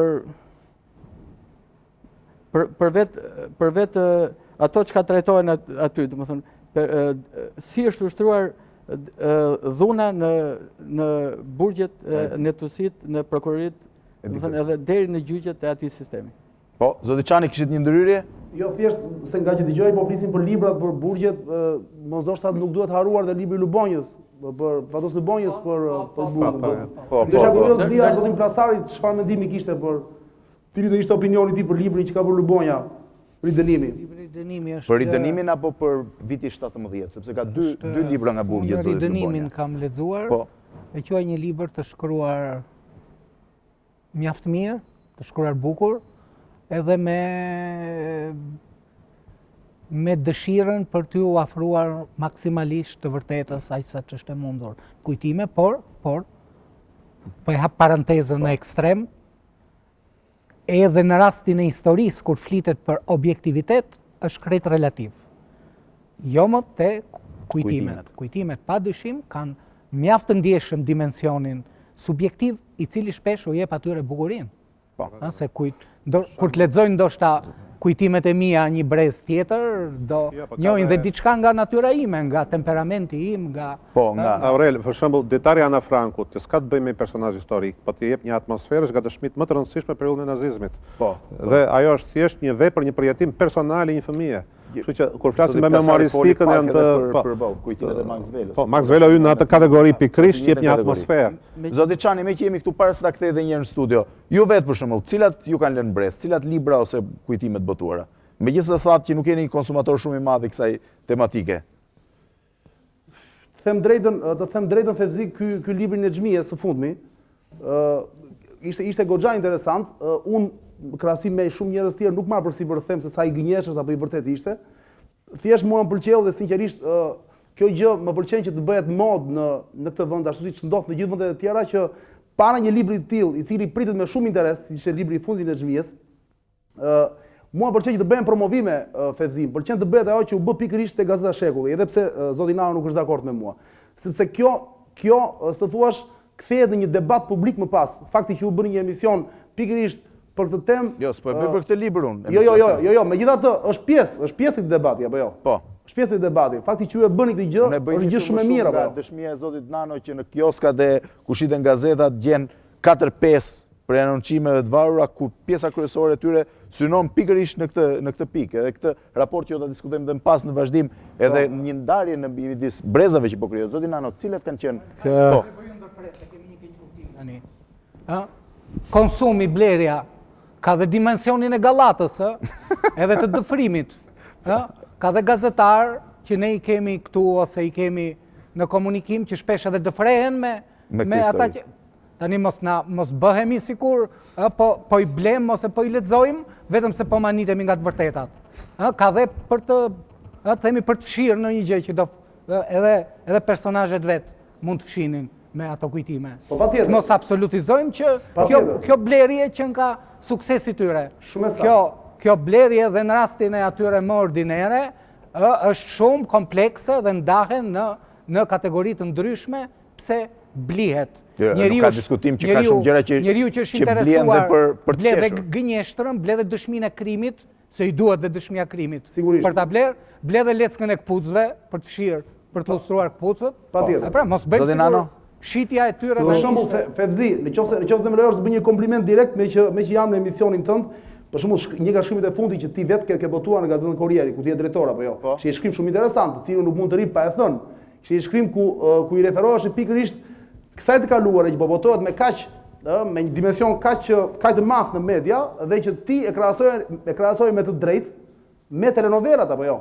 Ç'është gjithë kjo uri e madhe?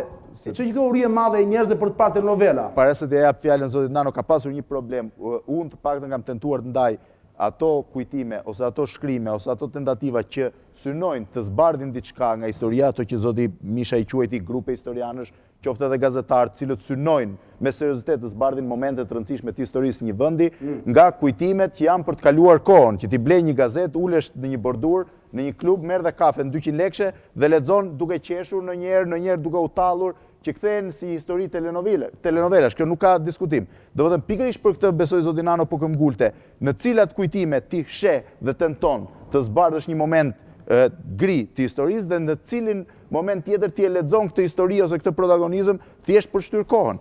Ky është problemi. Për shembull, me që ju referova pak më parë, kur pash kujtimet e zotit Blendi Fevziu që ishin botuar në emrin Mitat Frashëri, për 7 prillin kishin një interes mjaft madh, sepse ballafaqohen me kujtime të tjera të rëndësishme të kësaj date. Dhe është tjetër gjë të lexosh, nuk e di, historira që vërtiten për problemet familjare apo këto. Po pikërisht Fevzi, është shumë e rëndësishme ai dimensioni familjar.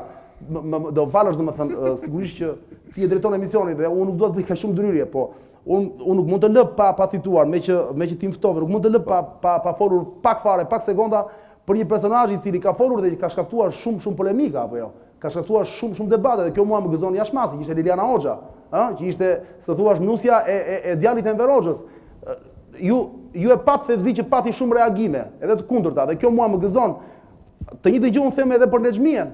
Pra, edhe Nexhmien, edhe Lilianën, edhe pse janë në një farë mënyrë kundërshtare me njëra tjetrën, unë i vlerësoj të dyja dhe mundohem që të marr pjesën e tyre më racionale. Ja pra ku e shoh unë dimensionin pozitiv në këtë histori. Po.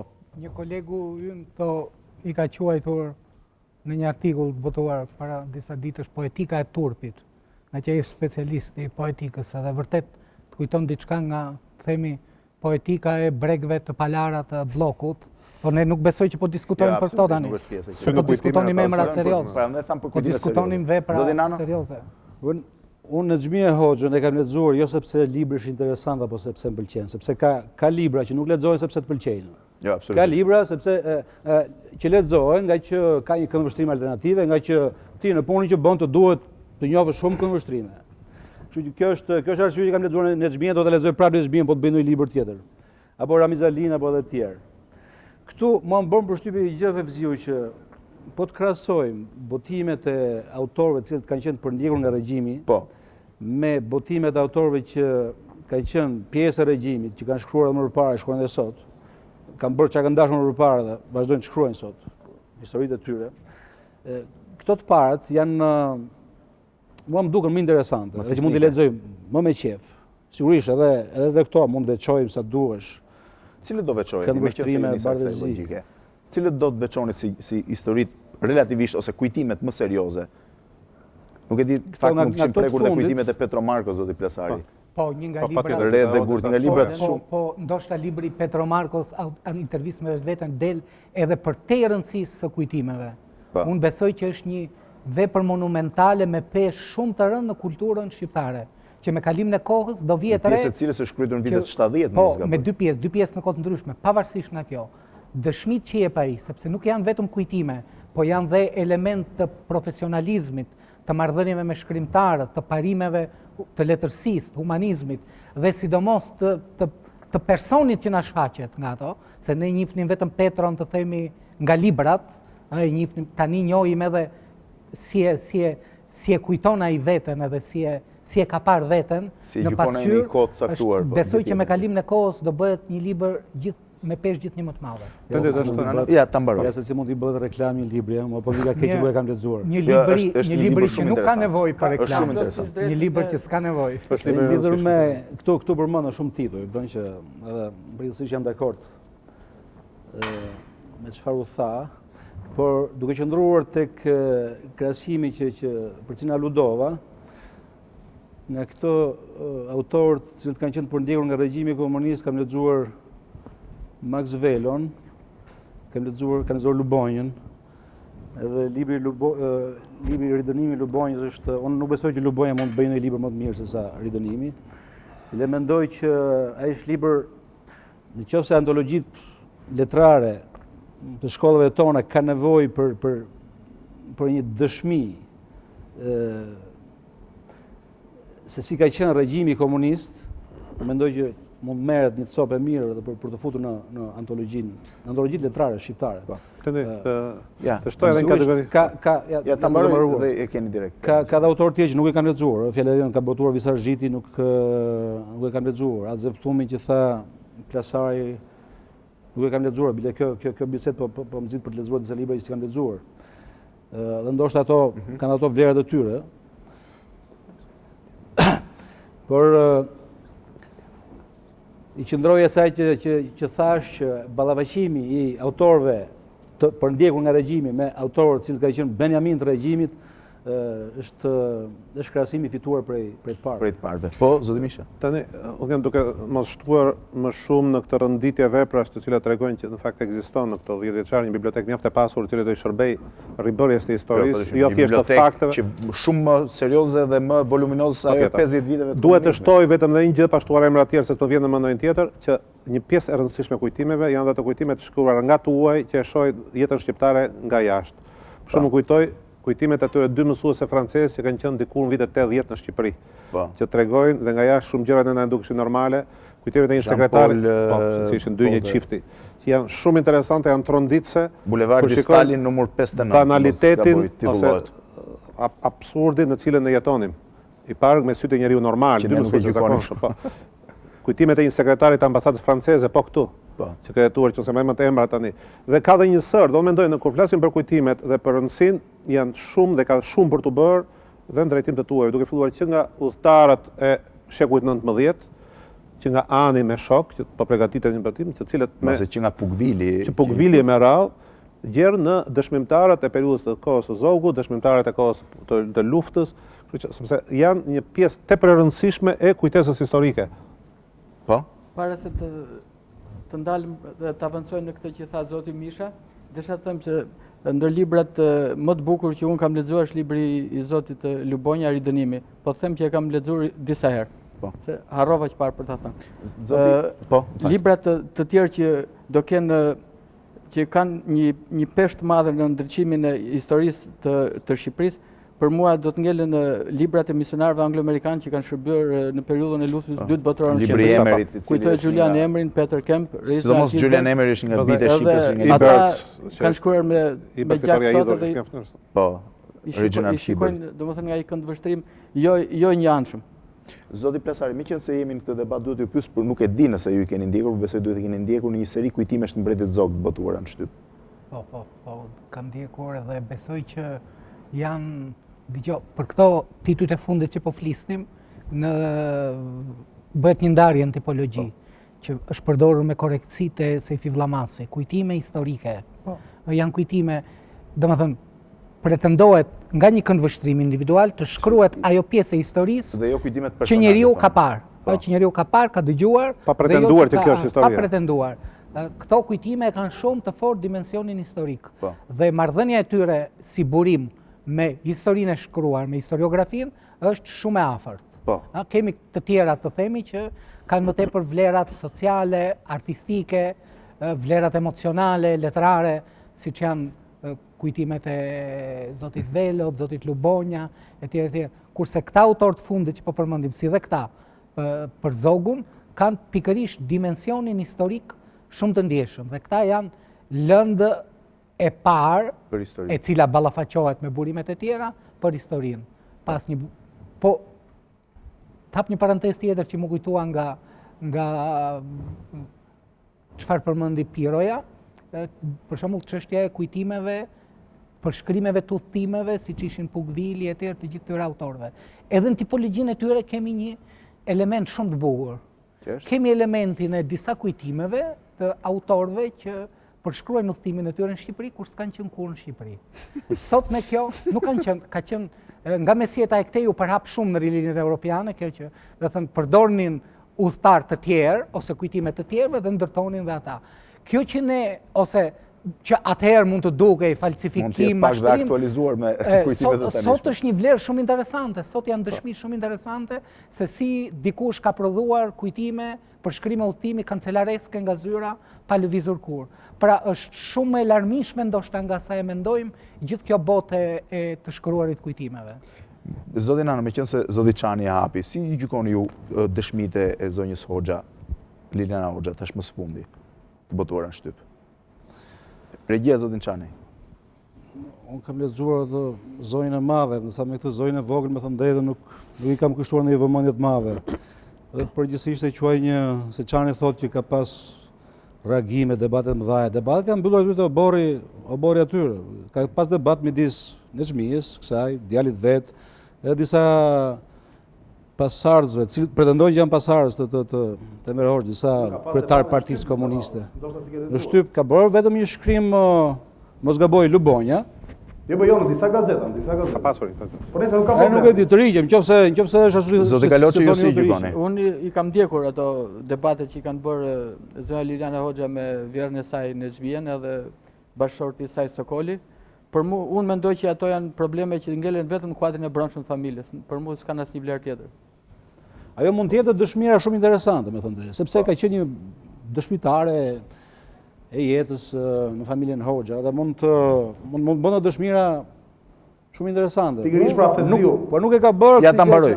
Këtë gjë nuk e ka bërë sepse është marrë me lagu se lagu, rashi në bathore se rashin bathore, edhe me gjëra që ose s'na interesojnë, ose dim që janë të gënjeshtërta dhe s'u bën veshin fare. Ky është problemi.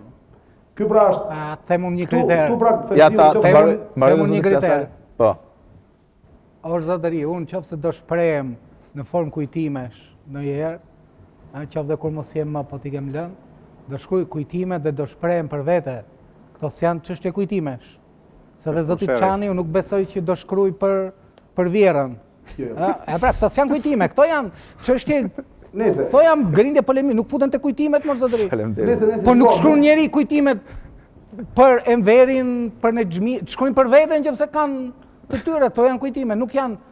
Mua vjen keq bile që i fusim në këtë diskutim. Kjo është një debat, po është një çështje, nuk lidhet me kujtimet. Kujtimet e qeren Bej Vlora shkruan për vete rolin marrëdhëniet e tij. Sefi Vllamasi shkruan si drejtuesi një force politike partie, si u bë partia, si u pris, si u secili shkruan. Mos marrëveshjet e brendshme politike. Kjo ngjarje Plasari duhet parë në kuadrin. Duket edhe ju Fevziu keni shkruajtur një libër kujtimesh. Po. Krejtësisht personale. Po tani si e marr me gjyshin, me babën të tregosh historinë, dvjerit, dvjerës. Këtë ngjarje ç'është kujtimesh. Këtë ngjarje me fjalë nuk është puna se e shohin si libër kujtimesh që bën kjo zonja, por kjo shihet në kuadrin e asaj prirjes me cilin e hapëm këtë emision. Prirje për të gërmuar shumë në diktaturë, pra edhe është pjesë e debatit. Amplifikimi i shtypit. Mirë, në atë pjesë unë besoj pjesën për të gërmuar me të tepërt. Ju besoj ma kuptuat termin kur thash po e përsëris. Poetika bregëve të palara të bllokut. Ne nuk, prandaj thash nuk besoj. Po pra, atëre Plasari. Nuk po merremi me këtë. Me gjithë vlerësimin që kam para Aurel Plasari veçanti në atë studio, unë pikërisht këtu pra desha ndalem një sekondë, se ne nuk kemi këtu për të folur për atë problem, për Liriana, po me që u hap. Jo, fare si ishte fe, po me që e përmende, po. Po pra, jo, me që folut ju Fevziu dhe unë në një mënyrë mund të jep një përgjigje. Ishte ajo që unë do të them është pikërisht se ne këtu ndahemi në koncept, unë mendoj që pikërisht bregët e palara për të cilat flet Plasari, ne nuk duhet i mbajmë më në sunduk Fevzi, sepse qelbemi të gjithë pastaj bashkë me rrobat e ceremonisë me të cilat jemi në studio. Domethënë, gjithë çështja është këto bregët e palara, që thot Plasari, a duhet i mbajmë në sunduk të palara apo duhet i nxjerrim? Unë mendoj se duhet i nxjerrim. Zotrinjt mendojnë që jo, është punë e tyre, në fundit këtë vendos tregu apo jo. Ka një treg që i vendos këto gjëra. Unë propozoj mjetin klasiko modern, që është lavatriçja. Në qoftë se duan media të bëhen lavatriçe, le të bëhen. A kanë kohë që ja bën lavatriçe? Faleminderit zoti Çani. Atëherë kalojmë në një spot të shkurtër publicitar, do rikthehemi përsëri me pyetjen tjetër. Sa ndikojnë memoristika ose kujtimet në rishkrimin e historisë? Pra çfarë roli do të luajnë këto kujtime dhe kjo memoristik në një rishkrim të historisë që mesa duket do të bëhet, por që ende nuk ka filluar të merret seriozisht. Pra të kalojmë në një spot shkurtër publicitar 30 sekonda të kompanisë Vodafone, që është dhe sponsori zyrtar i emisionit Opinion, dhe rikthehemi përsëri në studio me këtë pikë të debatit.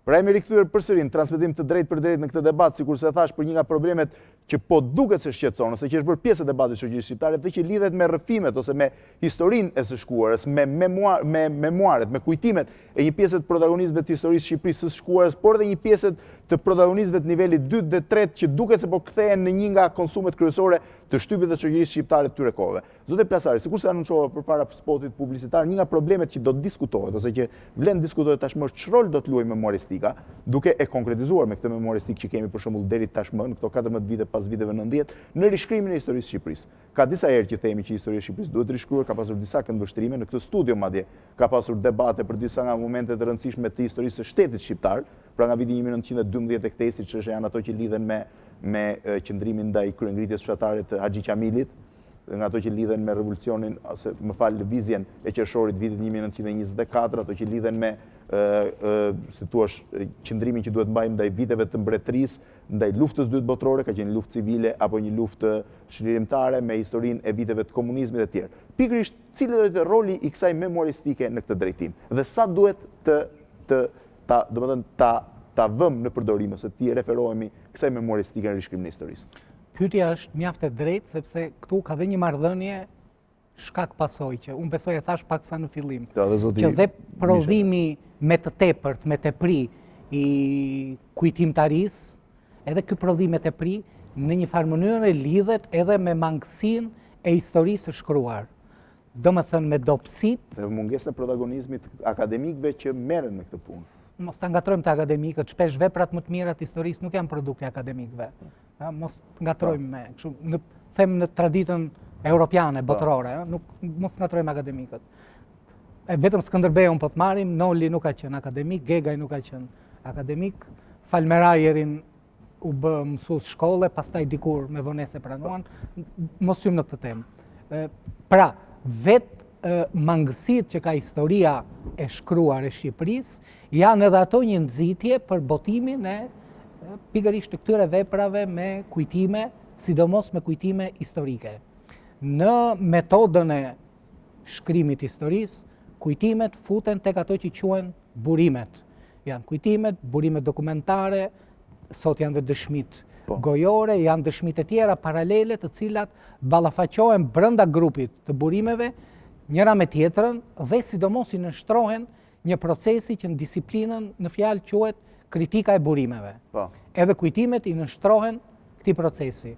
Dhe për disa periudha me mjaft rëndësi, ku në historinë e Shqipërisë kemi të themi nyje të manipuluara ose njolla të verbra. Nuk mundi qim të zeza, po njolla të verbra, sikurse janë periudha e shpalljes pavarësisë, e kryengritjeve dhe shpalljes pavarësisë, që ka ende zona të pasqaruara, periudha po ta lidhim bashkë me periudhën e kryengritjeve dhe të luftës parë botërore në Shqipëri, Republika e Korçës andej, hyrja e Italisë në Vlorë e tjerë, regjimi i Zogut, siç e quajmë, Republika Kongresi Lushnjës, Republika e Zogut dhe pastaj mbretëria, lufta e dytë botërore dhe periudha e mëvonshme që vjen, këto padyshim do të rishkruan duke u shërbyer, duke përfituar në një masë mjaft pozitive nga kujtimet historike. Të kemi parasysh që historitë më të mira të këtyre periudhave do të shkruen diçka më larg nesh. Ne Balzaku thot ne mbledhim gurët për monumentin e historisë, historinë e shkruajnë ata që vinë mbas nesh. Por ndër ata gurë që ne mbledhim për monumentin, jo në kuptimin për mozaikun të themi, janë pikërisht edhe kujtimet dhe janë sidomos veprat më të mira ndër ato që përmendën ne që në mënyrë të drejtë për drejtë do të shërbejnë si një nga burimet për rishkrimin e kësaj historie. Dua të shtoj edhe një gjë, shpesh kur flasim për rishkrimin, revizionizmin historik, po të themi syrim, krijohet një ngërç, një refuzim e tjerë, sikur kush e di ç'po ndodh, ç'po bëhet. Historia rishkruhet në çdo kulturë të botës. Historia rishkruhet në çdo kohë. Historia rishkruhet në çdo vend. Përndryshe ne do edhe për historinë e Greqisë vjetër do mbanim luftën e Peloponezit të Tuqididit, edhe nuk do kishim nevojë të shkruanim historinë e Greqisë vjetër. Po, zoti Misha kishte diçka po.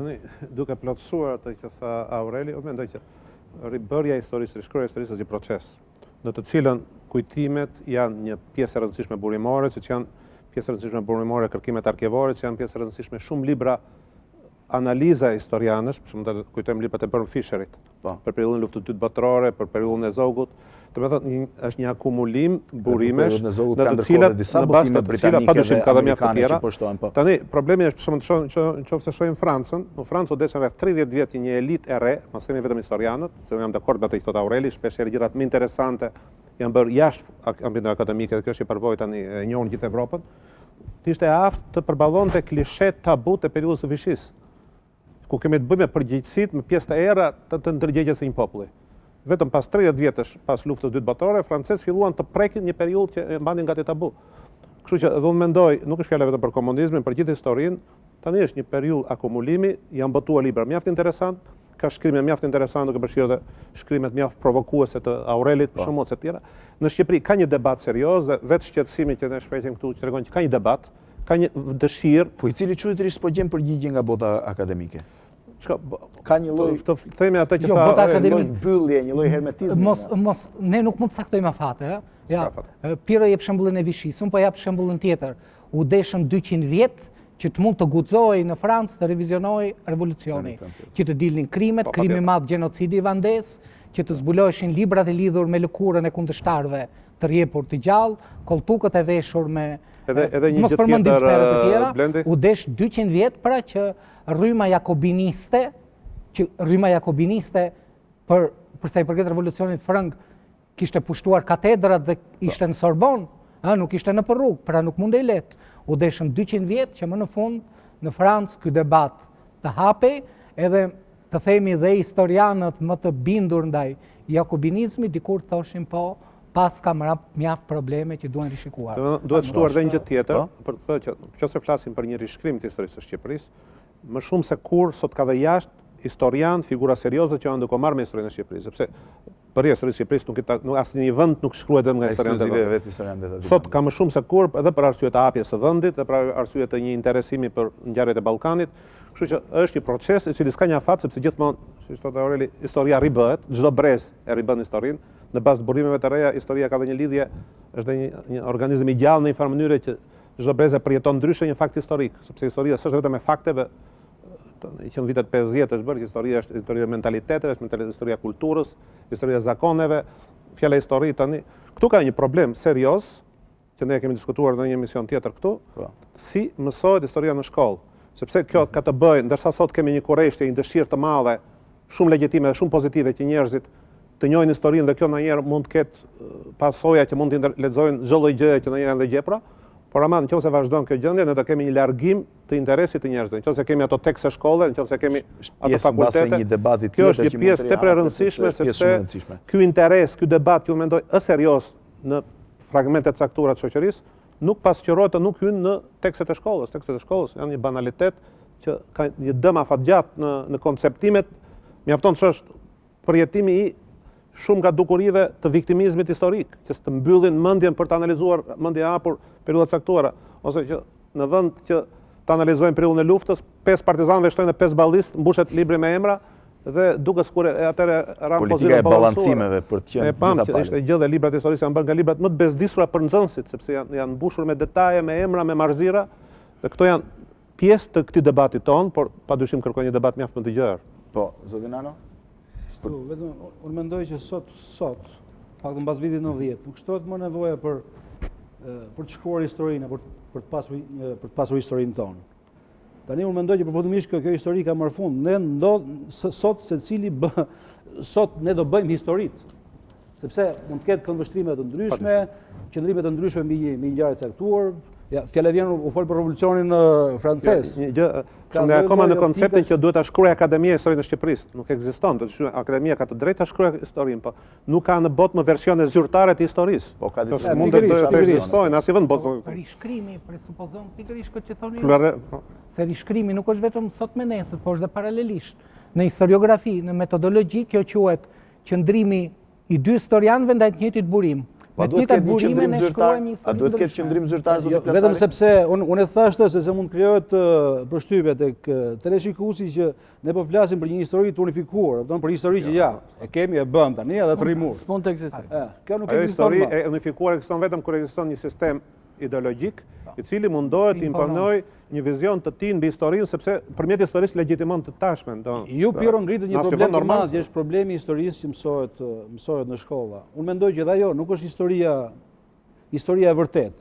Ajo lloj historie shpesh bëhet në mënyrë të ekuilibruar, duke pajtuar shpesh vizione në mos të kundërta, vizione të ndryshme, duke pajtuar shpesh vizione një të djathtë me vizione një të majtë. Problemi nxënësi në shkollë mëson logjikën e historisë, që ai nesër të jetë në gjendje të gjykojë vetë, sepse historia nuk është një kuriozitet. Historia është një përvojë e cila të jep të bën të aftë të gjykosh të tashmen. Logjika ose është një mungesë profesionalizmi totale, një mungesë serioziteti totale, të cilët provon vazhdimisht një deformim në raportet e njeriut, të individit me historinë, që kjo është problemi kryesor. Po? Historia e Shqipërisë, kur them historia, nuk kam parasysh librin, po periudhat historike që ka kaluar Shqipëria, në këto periudha ka shumë vite që mund të quajmë ose periudha tamam të errta, të pandrequara. Gropa të. Po, për shembull, unë po marr mbas ikjes rënies Princ Vitit deri në qeverinë e Durrësit dhe në Kongresin e Lushës, shoh që në librat e historisë është një periudhë e errët. Nuk e di, domethënë me autorë që kanë shkruar ato kujtimet e tyre që mund shqiptarëve e njohin atë periudhë nga një libër, nga një roman i Kadares, që është viti mbrapsht nga librat historik. Dhe si ambasador italian sot është gjallë, Ferdinando Saleo, më duket se quhet. Mund të libër shumë interesant. Janë të paktat e vetë që dinë se kush ka qeverisur Shqipërinë ato vite, mos si ka funksionuar shteti shqiptar asaj kohe. Tjetër periudhë që desha të them është periudha është e vonë e vitit mbas mbarimit të luftës, domethënë në nëntori 44-s deri nga vitet 53. Për këtë periudhë është botuar një libër në Amerikë në vitin 1972 nga Nikol Mlyshi, libri titullohet Ngjarje të ndimet, pamjet jetume, është në dialektin geg, është ribotuar sfundi nga fëmijët e tij që ka këtu në Shqipëri. Ai libër ka shumë të vërteta historike. Përveç anëve të tjera, ai në atë libër jepet me një saksi, kuptohet që është relative, edhe janë gjithë rezistenca antikomuniste që është bërë regjimit komunist, domethënë të Enver Hoxhës, nga vitet 44 deri në vitet 53 në ato që ne jemi mësuar të quajmë banda. Aty në atë libër jepen me radhë të gjitha krajinat e Veriut, Shqipërisë mesme dhe të Veriut, edhe janë me emra të gjithë atyre që janë vrarë në luftë, domethënë duke luftuar me forcat e ndjekjes. Ai libër për mua ka vlera të mëdha se ndriçon një periudhë që është pak e njohur, domethënë por mos thënë as pak në tekstet zyrtare. Ishte diçka zoti Plasari? Për shtuar? Jo.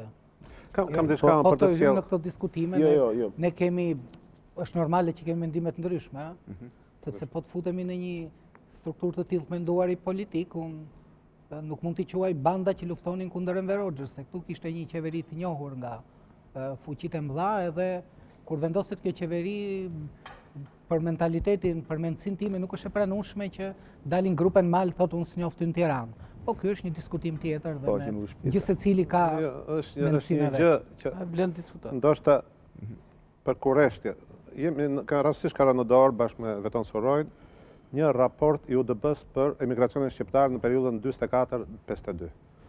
Është shumë serioz, ka qenë material i brendshëm me studiues të shkëlqyer. Padyshim ajo s'është histori, është një shikim në historinë, por ajo që të trondit, që unë mendoj vetëm një lexues të vëmendshëm më së paku të historisë, është sa pak dim dhe për historinë tonë. Për shembull, aty flitet gjë e gjatë për atë që është quajtur kryengritja e koplikut apo e Shkodrës.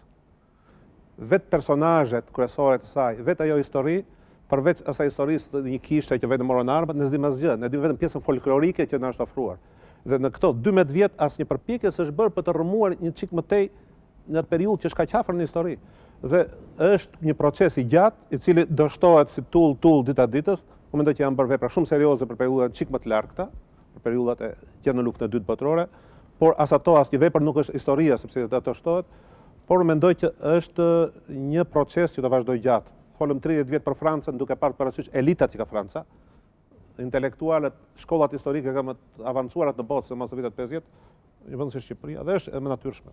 Atëherë duhet të kthehemi në dy argumentet e fundit të debatit sot, do ta nis edhe një herë me zotin Plasari. Zoti Plasari, nisur nga ky bum, po themi i dëshmive, kujtimeve, i volumit që gjitha këto po zënë, sikurse thamë dhe shtypën e përditshëm dhe në botimet periodike. Po ti krahasosh, madje ka një përmbysje. Në vitet 90 ka pasur shumë botime letrare të mirëfillt, letërsi të mirëfillt, ndërkohë që memoristika dhe publicistika në këtë kohë po zë një volum më të madh se sa mbas edhe vetë letërsia.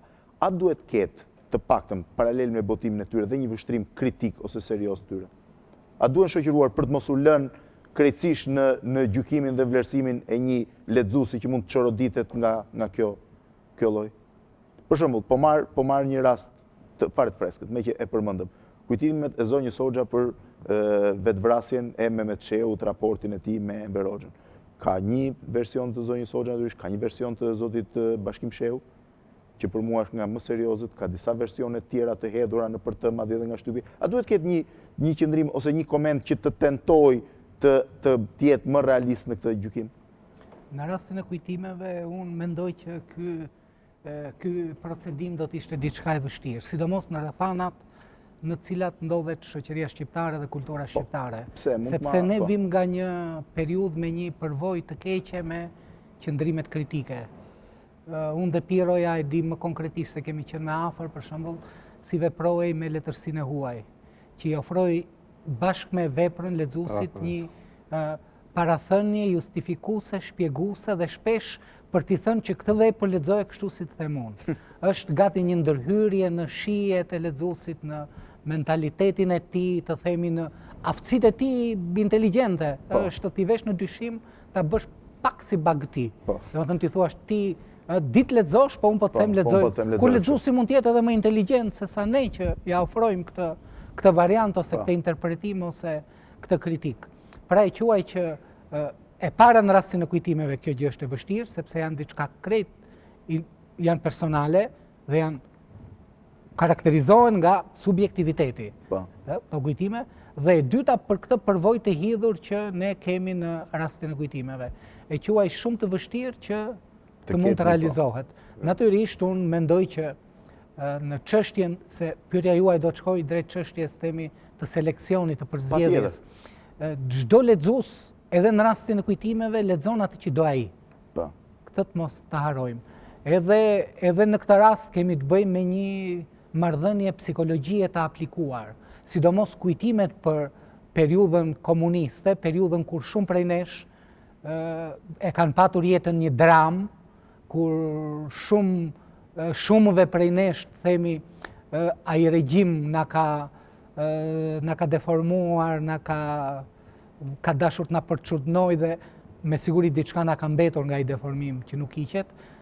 Jemi në një marrëdhënie të caktuar psikologjike sot kur lexojmë që prit tani si na e shpjegon ky dhe ndoshta kjo është një lloj kënaqësie pak e mbrapsht që ne lexojmë me qetësi, pa frikë, vëm buzën në gaz, themi shifmor si mashtron, kjo ka qenë ndryshe. Kjo marrëdhënie është e çuditshme. Në rast se ju flisni për një bumë botimesh të tilla dhe respektivisht leximesh të tilla, unë po ju them një gjë tjetër, që edhe unë në këtë periudhë fundit e kam paksuar leximin e letërsisë dhe kam shtuar leximin e kujtimeve te librat. Pra është diçka që ka të bëjë dhe me atë që unë e quajta psikologjia e aplikuar njerëzore, që do të ishte një fushë ndoshta shumë e thellë, po të futeshim, pse edhe ne vetë kemi këtë joshje. Mund të mos ta kemi si një lexues i thjeshtë. Ndërkohë, për shembull, për botimet e librave, mund të mos joshem nga posteri që shtypin botror gjithmonë gjen komente shumë serioze që vlerësojnë në një mënyrë ose një tjetër cilësinë, kualitetin dhe vërtetësinë e këtij libri me kujtime krahasuar me një libër tjetër. Ndërkohë që në shtypin shqiptar për çdo libër me kujtime që botohet, ka artikuj, pothuajse kur nuk gjen një kritikë serioze në këtë drejtim. Për çdo libri, në shoqërinë shqiptare. Jo për çdo lloj libri, për çdo lloj ekspozite, në shoqërinë shqiptare dimensioni kritik është i komprometuar. Ma kuptoni kur i komprometuar, është i komprometuar për arsye të kuptueshme dhe të shpjegueshme, qoftë dhe për arsyen e arsyeve që ne jemi një shoqëri e vogël.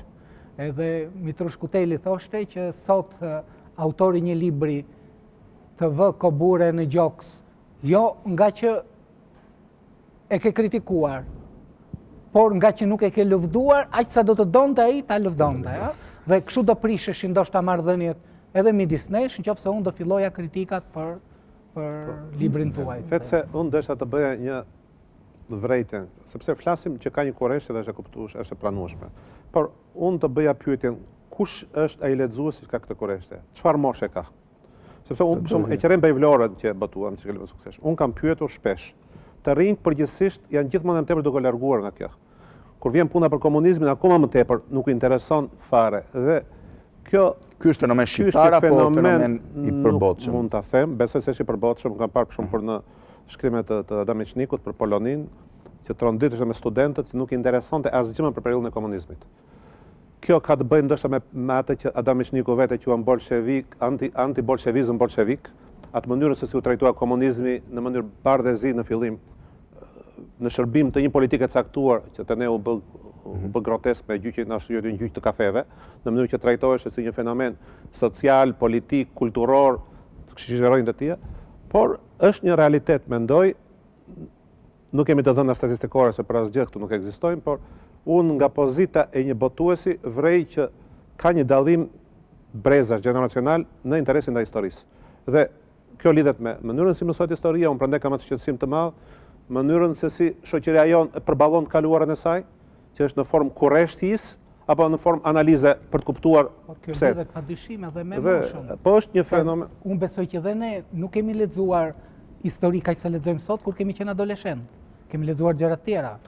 Jo, e kam fjalën që ne mund kemi interes ta se kemi jetuar një kohë dhe duam të lexojmë. Historinë e shkruar është lidhet është biologjike. Është çështje biologjike apo është çështje që lidhet me përjetimin e një kohe? Unë them lidhet edhe. Tara bashkë janë. Unë nuk mendoj që është një Se ju keni kuriozitet për librin e Qeren Vlorës, cilin se keni lexuar. Të solla si një shembull. Po ne jemi një brez të cilët kemi kurreshtin, jemi të hapur për të kuptuar më mirë historinë, sepse kemi përjetuar një periudhë historike ose disa trauma duke përfshirë gjë 97-ën, që është një traumë e madhe në kujtesën tonë kolektive. Akoma nuk kemi në gjendje të rindërtojmë 97-ën për të parë se sa vështirë është. Jo, madje në studio një tentativë për një emision tillë dështoj po. Çështja ne vërtet nuk kemi jetuar atë periudhë. Po ne kemi lexuar të deformuar atë periudhë. Dhe tani kemi kurrë. Dhe prandaj jemi dy fish kurreshtar tani që të lexojmë disa gjëra që hedhin dritë mbi atë periudhë, pavarësisht që se kemi jetuar vetë. Me që hapëm këtë debat, po. Regjia zotin Çani, po. Besoj unë Plasari. Ne njerëzit e apasionuar pas historisë, ne njerëzit që jemi të interesuar të dimë sa më shumë. Unë nuk e di sa ka pas tirazhin e Qeren Vlora, shitur shumë apo jo. Ribotuar disa. Mos e egzagerojmë gjëra, tirazhet janë relative. Krahasuar me tirazhet e librave të tjerë besoj që 2000 kopje tani u botua 2000 kopje i fundit, domethënë s'ka ndonjë gjëra çuditshme të bëhen. Sepse them të Pirro, sepse tirazhin e Xhmia Hoxhës sot. Është shumë e tepër, patyshim. Sot bëm aki mund të jetë 10 apo 20 kopje, nuk e di, ndoshta bëja po. Duket se libri as nuk gjendet librerisë. S'është kaq kështu, është botuar. Me siguri pyeta në një librari dhe me siguri tirazhi do të jetë i lartë. Ndërkohë që unë jam i sigurt që mbas 20-30 vjetësh me kokra do gjenden shqiptar. Kam përshtypjen se historitë nëpër gazeta janë më të egzageruar se sa botimet si libër. Librat në përzgjedhjen e librave njerëzit janë më selektiv. Shumë më selektiv se sa në gazeta ku i marrin historitë sikur se thamë edhe nganjëherë dhe për shtyr. Po zoti Çani, si e gjykoni këtë fakt? Publikimi i shumë historive të shkruarës, dëshmive, kujtimeve apo krijon një thellim midis brezave? Pra cilët janë lexuesit më të apasionuar këtyre historive? Unë mendoj Fevziu sigurisht që në Shqipëri edhe në këtë rast nuk ka asnjëherë sondazhe të sakta, jo vetëm për shtypjen për mediat e shkruara, por edhe për media televizive, dhe ju e dini shumë mirë, por të paktën me disa sondazhe primitive, do thoshja që ne kemi ritur të bëjmë her pas here, është e para duhet theksoj se një nga periudhat ende të pa deshifruara, do thoshja, ose të deshifruara shumë pak, por që së thuash vazhdojnë të kenë një të thithin një kuriozitet jashtëmase të madh nga lexuesit është periudha pas viteve 70. Do të thënë nga vitet 70-75 e lartë, pra nga vitet 70 dhe në vitet 90-91. Do të thënë, kjo është një periudhë ku së thuash e cila provokon shumë kuriozitet. Kjo për faktin se njerëzit të cilët kanë njerëzit që konsumojnë gazetat ku shkruhet për këtë periudhë vazhdojnë të jenë ende të rinj. Nëse do të krahasojmë për shembull me historitë që shkruhen në vitet që bëhet fjalë për vitet 40, 45, 50, sigurisht që këtu interesi bie. Nëse do t'i referohem pyetjes tuaj, atëherë unë mendoj pra se duhet jemi tek mosha nga 45-50 e lartë. Kjo është mosha, si thuash, konsumatorët më të mëdhenj të shtypit ku të ati shtypi që mundohet t'i afrohet vërtetës dhe të ati shtypi të shumë të kote fundit që ka filluar të abuzojnë në mënyrë të drejtë. A keni pasur interes nga të rinjt për t'u angazhuar për këtë lloj historish? Unë mendoj në mos për të mos thënë fare duhet të jenë me gishta, duhet numëruar me gishta ata të rinj që janë të interesuar dhe që lexojnë. Po zoti Misha. Unë mendoj të zënë, marrim kujtimet e Nezhmiozë. Padyshim janë të interesuar të lexojnë vetëm ata që kanë jetuar me mistikën e bllokut, me hermetizmin e bllokut. Njëri që se di çka që në blloku, as i intereson në botë të më lexoj ato kujtime. Kush do të ka jetuar me atë bllok që s'merrni vetë që jetosh? Që pyeste pikërisht e bllokut, pyeste kalimtarët e zakonshëm, çfarë është dhe çfarë ka qenë kjo lagje këtu. Dhe përshtim pak njerëzve që ishin në një moshë, do të thënë mbi 40 vjeç, kishte shumë të rinj që nuk e dinin fare se ç'ishte. Kur flasim për këtë, në Muzeun Kombëtar Mesadiun akoma s'ka një pavion për periudhën e komunizmit. Neve akoma kemi mbyllur syt për të analizuar seriozisht komunizmin. S'ka pavion për periudhën e mbretërisë. Se aty është fundi sinteza e gjithë këtyre kërkimeve. Zoti Nano, ju keni shkruar një artikull mjaft kritik në këtë drejtim që keni thënë që pikërisht mshimi ose konsumimi i shumë historive të shkruarës po krijon një ndarje, një hendek midis lexuesve dhe po shman gazetat nga lexuesi një moshe tre. Vetëm këtu dua që të evitojmë të gjykimin en blok të gjithë librave në kujtime, sepse ka libra në kujtime që do lexojmë edhe të botimeve për gazeta flasim. Jo, librat kanë. Librat kanë i lexues. Librat kanë gjëra shumë gjëra Ka serioze. libra që me kujtime që janë i lexon edhe për një kënaqësi estetike, artistike, stilistike, më të thash. Ndërsa përsa i takon, unë jam më tepër i skandalizuar dhe i terrorizuar nga gazetat. Nga që jam edhe vetë pjesë e gazetave. Pse lexojnë këto gjëra? Unë mendoj që kemi një lexues të paformuar, të pakultivuar. Është një lexues përgjithsisht mendje lehtë, që nuk e pëlqen të vërë mendjen në punë, të arsyetoj vetë, po pëlqen të konsumoj gjëra të gatshme, historira, thashë theme, sidomos kur këto thashë theme i përkasin një bote që ka qenë pak misterioze, mistike. Kurre hapur, gjithmonë e mbyllur. Po na thyen gjithëve se dhe ne i lexojmë ato. Nuk mund. Por folëm për telenovela që janë gjithë botën, si vetëm këtu, kështu që Tani drejt, tani se çka kam drejt them unë, po edhe unë. Edhe ne i lexojmë. I lexoj edhe unë pra. Po. Tani se çka kam drejt, se çfarë kam drejt them unë. Edhe zotëria që ka organizuar emisionin i lexon. Sigurisht pra, gjithmonë çdo rregull ka një përjashtim. Po, ja, ta mbaroj zotin Nano. Kur thash që kemi një lexues mendje lehtë, pa ta parasysh atë masën e madhe të lexuesve, kupton. Sigurisht, ju mos jeni dakord që edhe ata nuk duhen fyer, sepse këtë debat e kanë bërë edhe me njerëz të tjerë. Por më duhet të them këtë që mendoj vazhdimisht, që lexuesi jon është një lexues që nuk i pëlqen ta lodhi truri, sepse pëlqen jo vetëm këto histori, po pëlqen historira me prostituta, historira me krime, kronikat e zeza, të cilat gazetat tona i shtjellojnë dhe i shpjegojnë detaje, ndonjëherë 2-3 faqe, 4 faqe një herë ku ndodh në edhe kronikën e zezë e përpin.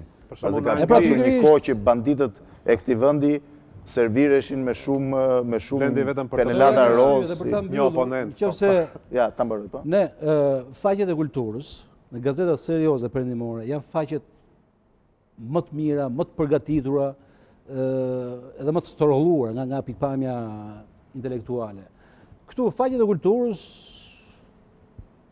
do të tregojmë edhe këtu jashtë, janë për faqe zezë, duke bërë disa përjashtime, duke përjashtuar disa gazetarë veçantë, do gazetarë veçantë, duke përjashtuar në i gazetë veçantë. Faqet e kulturës janë mizerabël. Këto kujtime dhe intervista që shpesher gazetarët tanë o marrin njerëzve të rëndësishëm të historisë Shqipërisë, janë gjallë akoma, apo njerëzve të parëndësishëm që duan të dëshmojnë për ngjarje të rëndësishme, këto shpesh në shtypin perëndimor, dhe mua më duket e udhës të bëhet kështu, edhe këtu, bëhen në raste përvjetorësh. Mund të shkruhet për Enver Hoxhën, kur ka përvjetorin e vdekjes apo të lindjes, nuk mund të shkruhet ditë për ditë për Enver Hoxhën, apo për Beqir Ballukun, megjithëse ka qenë personazhe të rëndësishëm të regjimit. Apo dhe për i personazh tjetër në fushën e artit, kulturës, letërsisë, ndërsa këtu shkruhet vend pa vend. Këtu të diel, të hënë, mërkur, letjet, çfarë tjetër, data, muaj, nuk ka rëndësi fare. Këtu kapi një njeri, merr intervistë, duke menduar se ka siguruar ca dëshmi shumë interesante, jo interesante dhe rëndësishme për historinë, por dëshmi interesante për vesh dhe syrin e publikut ton. Edhe kaq së gjitha. Po, ja, të mbaroj Pirro dhe veja.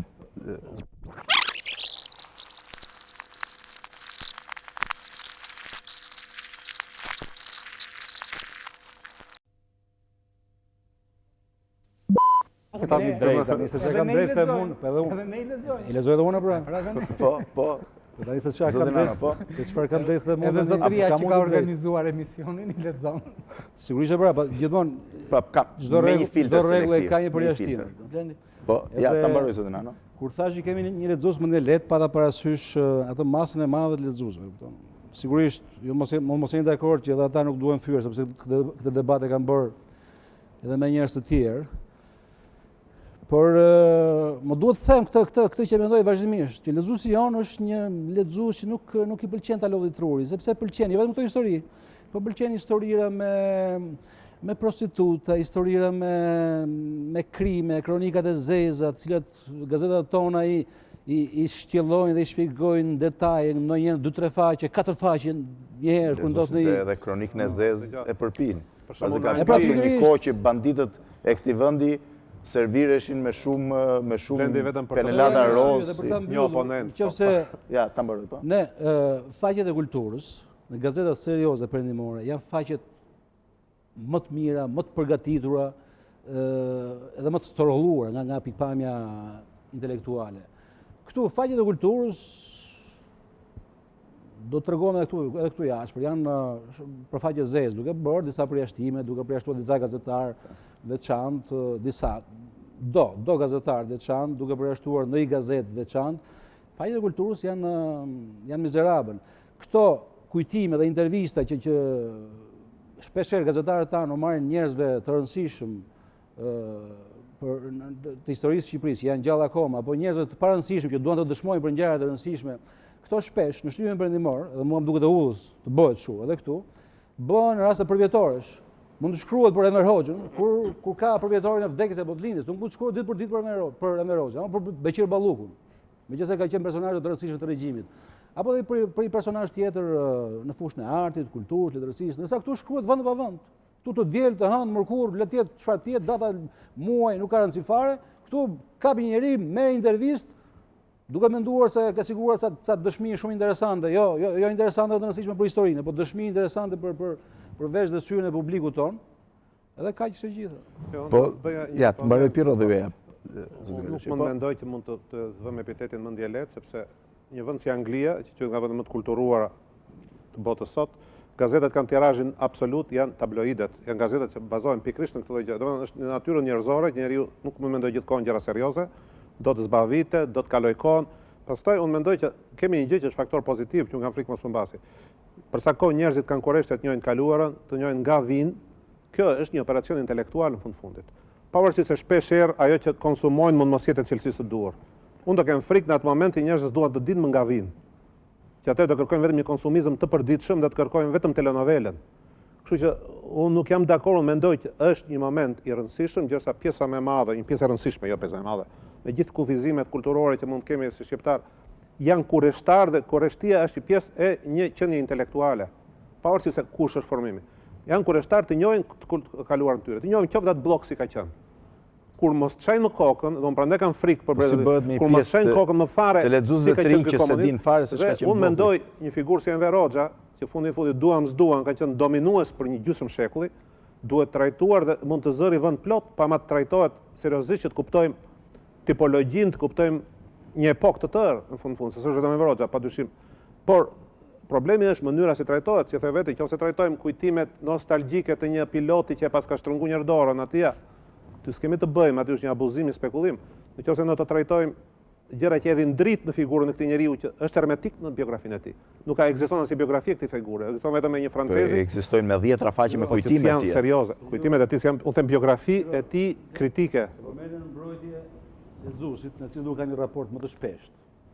Edhe po kanë kufizimet ka gjithë lexuesit në botë, gjithë lexuesit në botë. Problemi është këtu. Unë mendoj që unë ndoshta po bëj bumerang, po bie vesh nga gjë unë lexoj vazhdimisht dhe mund të nxjis mërin. Po bën bumerang për një arsye, sepse lexuesi nuk është pa lidhje me ne. I formuar ai pa formuar, lexuesi është i tillë siç e kemi formuar ne. Lexuesi italian është i tillë siç e ka formuar Indro Montanelli, Malaparte, Falacci, Quasimodo, Ungaretti, Montale. Nuk mund të dalim dorë jashtë ne ta nxjerrim. Pastaj duke thënë lexuesi mund të edhe aty ka shumë që janë të këto, duan ato historitë të krimit ato. Duke thënë lexuesi mund të let, nuk është thënë se unë e fyej.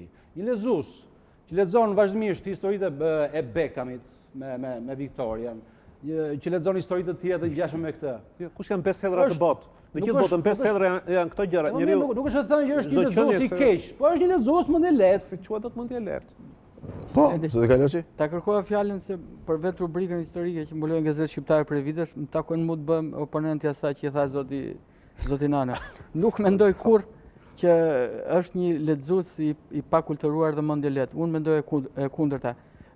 Fakti që lexuesi tërhiqet më shumë nga kjo është fakt, domethënë ne kemi zotin Çani këtu, jo se duhet i bëjmë reklam gazetë shqiptare. Tirazhet e gazetës tonë në ngjarje që kemi botuar, domethënë dëshmi të ndryshme gojore të personave kanë arritë mira kopje, domethënë. Edhe ka disa arsye që pse lexuesi tërhiqet më shumë nga rubrikat historike se nga ato politike. Unë do të përmend dy prej tyre. E para është në faktin për vetë të kaluarën e Shqipërisë kur këtu domethënë ka qenë çdo gjë hermetike. Domethënë janë gjëra të pandriçuara. Problemi tjetër është, domethënë arsyeja tjetër është sepse politikën qytetarët, shikuesit, lexuesit, e zaurojnë nëpërmjet radios, televizioneve të shumta, domethënë gjithçka që ndodh brenda ditës jepen nga 10 televizione që janë lokale, kombëtare, edhe ai asimilon, e ndjek domethënë edhe nxjerr vetë konkluzionin, nuk ka shumë nevoja për analiza politike, gjithsesi kush e nxjerr vetë konkluzionin. Kurse historitë, domethënë rubrikat historike kanë më shumë interes sepse nuk i din njerëzit këto gjëra, nuk kanë pas mundësi nga ti din, edhe si ti din. Unë po t'i përgjigjem dhe me një pyetje kësaj përgjigje si po të bëj, na thuaj a ke pas audiencë më të madhe në këtë emision se emisionet që i ke bërë 3 emisionet për figurën e Enver Hoxhës. Ne përgjigjen edhe të nuk e dim ne. Unë kam frikë se përgjigja do jetë jo ajo që do ti. Ja, besoj që audienca ka qenë kurse për gazetën le të flasin zoti Çani besoj që ka qenë. Besoj që po do ndajmë diçka. Të paktën në 3 emisionet ju nga pas kam tentuar të sjell një lloj dokumentacioni. Subjektiv ose jo, por një lloj. Ja ka arritur, nuk por ama nuk kam gjithmonë shajë cilësisë lexuesve apo shikuesve. Ke emisionet si janë bërë, sa janë. Që audiencë mund të ketë çfarë audiencë ka pas, do të them interesi. Po a është gjithmonë ky primar, zoti Çani, a është ky gjithmonë primar? Interesi, audienca, a duhet ketë një çik më tepër korrektesë në këto raste? Unë e thash për pak më parë, Fevziu, që si thua çdo media bën llogarit e xhepit vet. Domethënë, ka media sot, siç është për shembull Gazeta Shekulli, po themi, ose gazeta të tjera që shiten me 200 lek, pra. Këto gazeta normalisht me këtë çmim që kanë, me këtë çmim të ulët, nuk janë dhe aq të detyruara, them unë. Ky është mendimi im personal, nuk dua absolutisht që të paragjykoj, sepse ata janë kolegët e mi. Nuk janë detyruara, se thuash, që të rendin dhe të nxitojnë pa konfirmuar mirë vërtetësinë dhe korrektësinë e asaj që botojnë. Gjithmonë flas për historitë apo jo? Nëse më ndiqni. Ndërsa ka një pjesë mediash tjetër e cila jeton me një çmim shumë të lartë, pra del në treg me çmim shumë të lartë, e cila sigurisht tenton të abuzojë. Unë e bindur që nuk e bën me qëllim, por si thash dhe pak më parë, e di që kjo është fatkeqësi, nuk duhet të ishte kështu. Por mes të duket do duhet të presim edhe ca kohë derisa të rregullohet tregu. Keni parasysh që juve do të tundoheshit nga kjo gjë? Domethënë juve do të tundoheshit nga kjo gjë po të kishit përballë një histori që mund të ishte e shitshme, po mund mos ishte aq serioze. Do ta hidhnit në treg? Unë vetë duke qenë jo pronar mediash, por thjesht i punësuar pra kryeredaktor, sigurisht që tundimi im ka qenë minimal, sepse në fundit mua nuk më interesonte shumë shitja, edhe pse po të them që shitjet u ngritën shumë në atë kohë, sigurisht që nuk do ta marrësh për mendjemadhësi. Megjithatë, nuk e përjashtoj një lloj tundimi. Keni parasysh që këtu nuk po flas, të thuash, për njerëzit të cilët punojnë sot në një gazetë, punojnë për 5 vjet dhe pastaj largohen, po flas për një mentalitet të botuesve. Kjo është shumë e rëndësishme. Një botues i cili duhet patjetër të jetojë me shitjen e gazetës dhe me ato reklama që ka, detyrimisht tenton më shumë dhe këtu unë mirë kuptoj drejt abuzimit, që s'do thot patjetër drejt gënjeshtrës, sepse nganjëherë ne ngatrojmë. Kjo është pjesë, po zot Plasari kishte diçka për shtuar?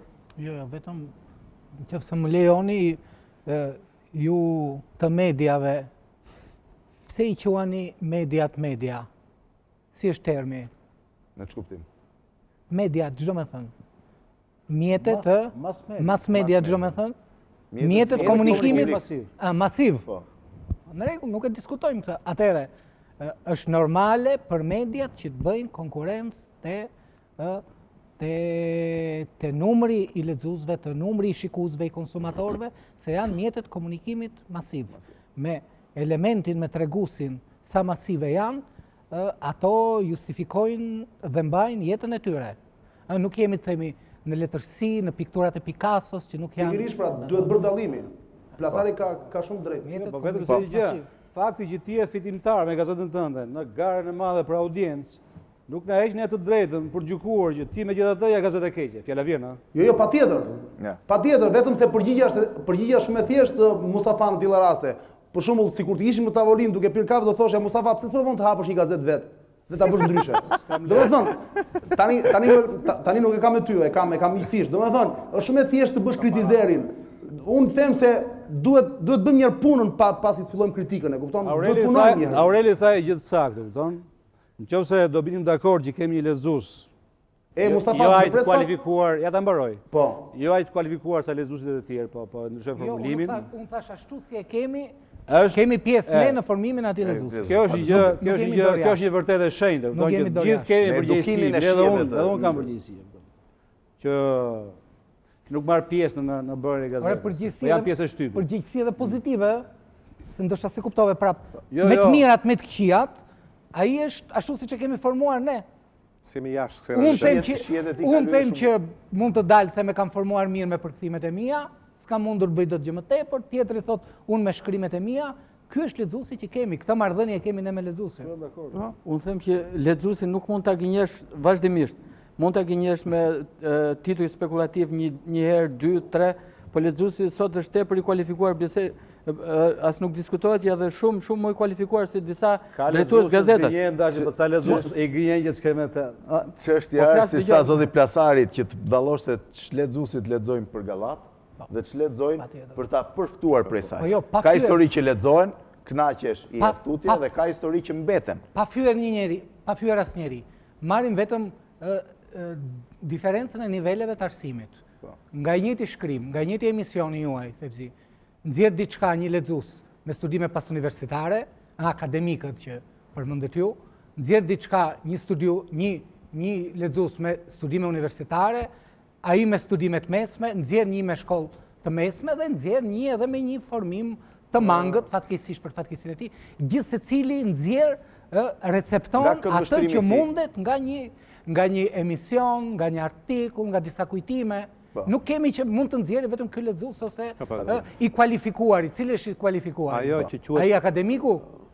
Sot për shembull Fevzi, edhe pse kjo nuk ka shumë lidhje me atë që themi megjithatë, ka lidhje me konceptin. Sot për shembull ka plasur një debat dhe ju dini shumë mirë në Britaninë e Madhe lidhur me vdekjen e Dianës. Ajo ka vdekur apo e kanë vrarë? Dhe kjo po bëhet telenovel, madje media serioze në Angli, është duke botuar çdo ditë shkrime sa natyre, pra nuk po flasim vetëm për tabloidet. Ja pra ku rikthehemi pra tek një lexues i cili ngjason shumë, jo vetëm atij shqiptar. Shkoka dhe për Anglinë ajo formula ime, domethënë. Pikërisht pra. Pra, jo, Plasari desha të them që duhet nxjerr brekët nga Sunduku apo jo. Kjo është çështja. Ndoshta ato të Dianës mund ja vlej. Atëre, nuk e di nëse ka gjë, po besoj që jemi në limitet e fundit kohore për ta mbyllur këtë debat. Pra, të nderuar teleshikues, keni ndjekur një bisedë në cilën u tentua të debatohet, se diskutohet me një nga temat që po shqetëson shoqërinë shqiptare kohët e fundit, atë që lidhen me konsumimin e tepërt, po do ta quhet egzageruar, megjithëse nuk do doja ta përdora këtë fjalë, të historive të shkuarës, të kujtimeve, të publikimit tyre, jo vetëm shtypin periodik, por edhe në për libra, të historive të shkuarës, të kujtimeve, të personaliteteve të njohura, por edhe të protagonistëve të niveleve 2 dhe 3 dhe të sigurisht konsumit që shoqëria shqiptare ka pasur ndaj këtyre botimeve. Pra, kemi pasur të ftuar në këtë emision të drejtë për drejtë zotin Aurel Plasari, drejtori i Bibliotekës Kombëtare të Shqipërisë, zotin Pirro Misha, drejtori i Shtëpisë Librit dhe Komunikimit, zotin Mustafa Nano, analist i gazetës Shekulli, zotin Dashnor Kaloçi, një nga përgjegjësit e faqeve historike të gazetës shqiptare dhe protagonisti këtyre historive, si dhe zotin Arian Çani, drejtuesi i emisionit Zonë e Lirë dhe ish kryeredaktor i gazetës shqiptare. Nderuar teleshikues, na keni ndjekur rreth 2 orë në këtë transmetim të drejtë për drejtë, do të rishemi përsëri të njëjtën e ardhshme në orën 20:30 në emisionin Opinion. Natën e mirë dhe mirupafshim.